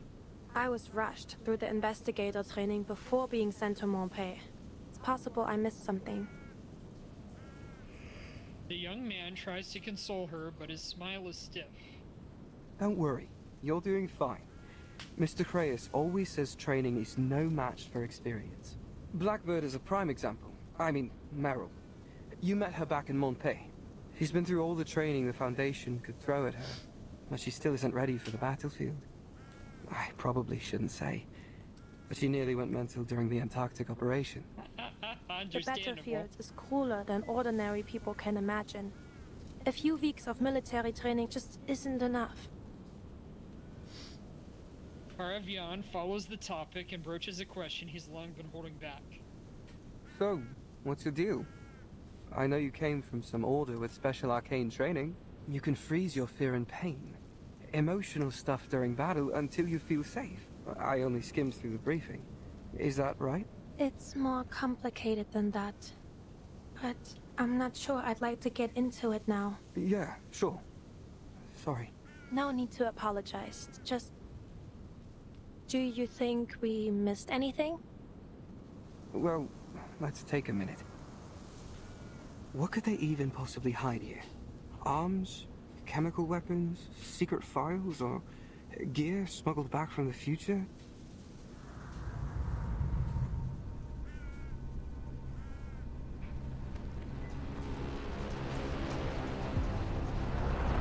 I don't know much about management dictates or the future.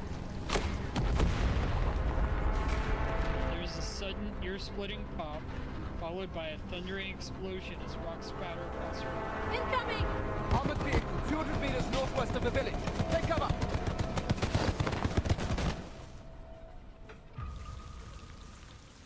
Well, that escalated quickly. We're just gonna get right into another fight, most likely. Yep. Right now. I'm not worried. Oh, look at that. It's that armored car we saw in the trailer. Yeah. Yeah. It's the same deceptive facade that I mentioned earlier. Blow it up. You got the sniper here. Buff, Nautica, channel her counter, and your channel Sentinel. Huh. Very well. Close your eyes. I have seen to the heart of you.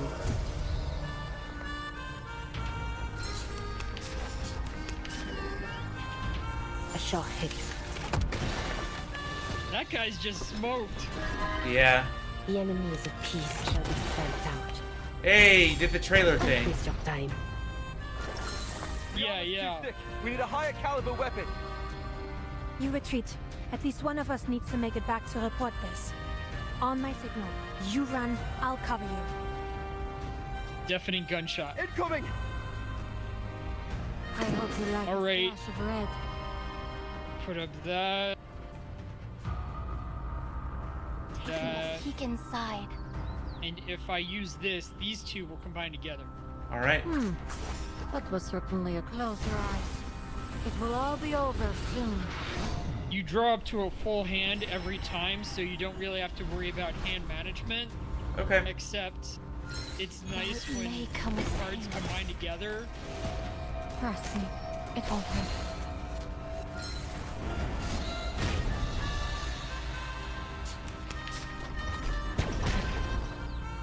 A shot hit.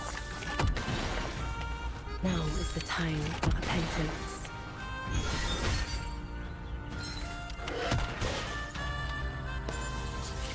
Sniper shot off screen. Enemy fire. Probably from Sentinel. Yeah. And it looks like she destroyed the shield. So... But Sentinel's right here. Timey-wimey nonsense! No, yeah, I mean... it's JRPG nonsense, like I said. Yep.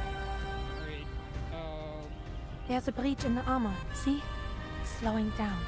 And look, it's got... So this is kind of the Manus Vindictae kind of goop that's covering it. Yeah.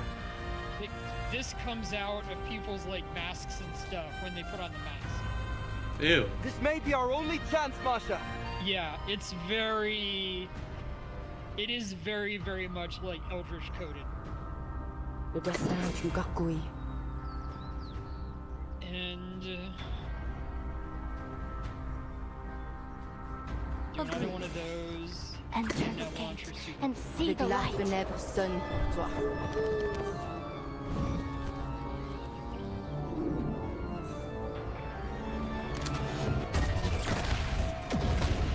Alright, that was all it needed.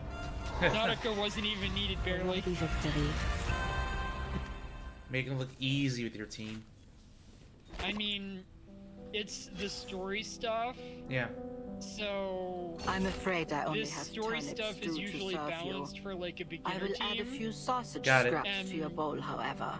Gacha is different from regular JRPGs in that you typically, after you do the initial leveling, you typically don't use a character until they're fully leveled. So, when I'm playing Genshin, like, I always have a fully leveled team. Yeah. And you'll actually use them at their full power when you do harder battles, but usually you don't have to do the hard battles on your first run through a story. Okay. Different ways to approach it. Look like yeah, just about any team would destroy these guys with the exception that some of the story battles have special rules. Yeah, like we saw earlier. Yeah. I'm afraid I only have turnip stew to serve you. I will add a few sausage scraps to your bowl, however. Here. Now Here. go. It's best you leave before another battle breaks out. Already? Is there something else you want from me? You know what? Since you're so fond of visiting, take the chair you're sitting on. Even through the coldest winters, that chair was spared the fire. Perhaps it was meant for you. Hide. Since you insist on staying, I will go to the market and see what I can find. Sit here for a while longer if you like. Prepare for a lifelong stay, even. With any luck, this place will become your grave by the time the next farce ends. Alright, I said 10, but it's 12:15. I think we should raid and stop here. Okay, got it. Yeah, it is 12:15. If we didn't have the tech issues, I'm sure we would have gone through 10 chapters, but that's okay. Because I said 23 chapters. Maybe it'll be a bit smoother next week when we do it. Hopefully it'll be smoother, and maybe we can start like A little 30 earlier. minutes or an hour earlier. Yeah. I'll just make sure to be more free on Friday and be like, all right, let's just go work out, get my dinner, and then just be like, I'm piecing out. I gotta be home early. Yeah, yeah. Would Thursday be better for you? Not exactly. But then again, Okay. I'm not working out that day, but I could also just... I'm open to Thursday or Friday, but the thing is... Whichever one's better, that's what I'm asking. Like, because if Thursday you're saying- work tomorrow. Friday, at least, I can kind of stay up and not worry about... okay. Yeah, so... Meaning, you don't care if we stay up as much until 12:15. Yeah. Okay, that's good. Okay. All right. But I am by tired the way- because I was dealing with a migraine earlier Yeah. today. Yeah. So... wanna do your goodbye? Say close out. Yeah, sure. To everyone still in the chat, it was great getting to know some of you. It was fun. I'm definitely invested in the story, see where it leads. And yeah, I can see just certainly the nature of a gacha, like, because I'm a board gamer, so seeing things come together. So it's good to get a different look into its appeal, and looking forward to seeing where we end up. So yeah, thanks for inviting me on. I think this is definitely a good story, especially for a wartime story mixed in with some horror elements. I think that's pretty cool. And Gargoyle girls, that's a neat idea. I like it, and I love her voice. So I think the acting certainly carries the story so far. So keeping that up. So yeah, And I'm good. Just to be clear, like, this story is a war story, but Reverse 1999 covers a lot of ground in terms of story Yeah. genre. Okay, that's all I got, man. Well, also like, shout yourself out. Like, who Oh. are you? Do that type of closing too. Where to find you? Yep, just a I quick- know they can find it on chat, but still. No, yeah, right, courtesy. Yeah, so I'm Zeus 13. You can find me on my Twitch channel. I also got a X and a Blue Sky account that you can find on my main account if you follow me there. I usually stream, if I'm not doing streams on Friday nights, catch me on my dub stream. We're going to be resuming Case 4 of Ace Attorney Investigations 2 with my wonderful, wonderful team of 7 people, 7 friends of mine that stuck with me for over a year now. So we'll start around 7 p.m. Eastern Standard, and then we'll continue our Hollow Knight adventure on Tuesdays. Then I got a special birthday stream lined up that you can still vote for. I can drop a link in the share chat because I believe I have ownership. So again, I mean, I'm sure there's not many people here, but I'll still drop it anyway. So please vote. Yeah. Help me determine what to play on my birthday. And outside of that, looking forward to seeing some of you guys hit on my stream. So Have a good night, everybody. Thank you so much for welcoming me and making me feel welcome here. I'm gonna put it in the chat. And I'm Walter Snacklefox. Tonight we were playing Reverse 1999.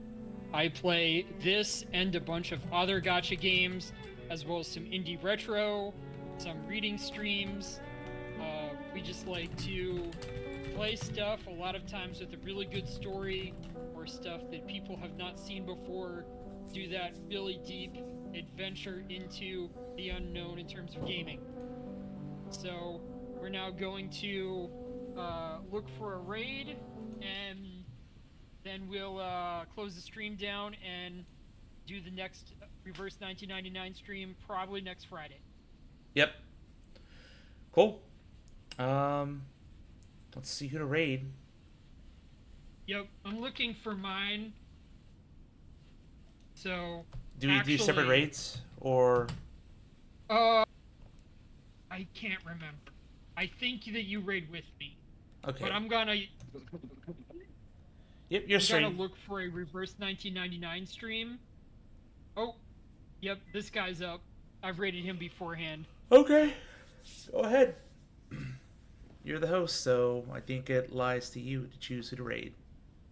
Yeah, and I like raiding Reverse 1999 people on those nights because they don't get a lot of love. Like, this game is not as popular on Twitch as, like, a Genshin is, or even Wuwa. Or Zenless Zone Zero or something like that, yeah. Yeah.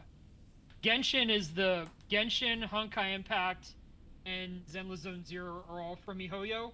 Yeah. While Wuthering Waves is from Kuro. This is from Blue Pak.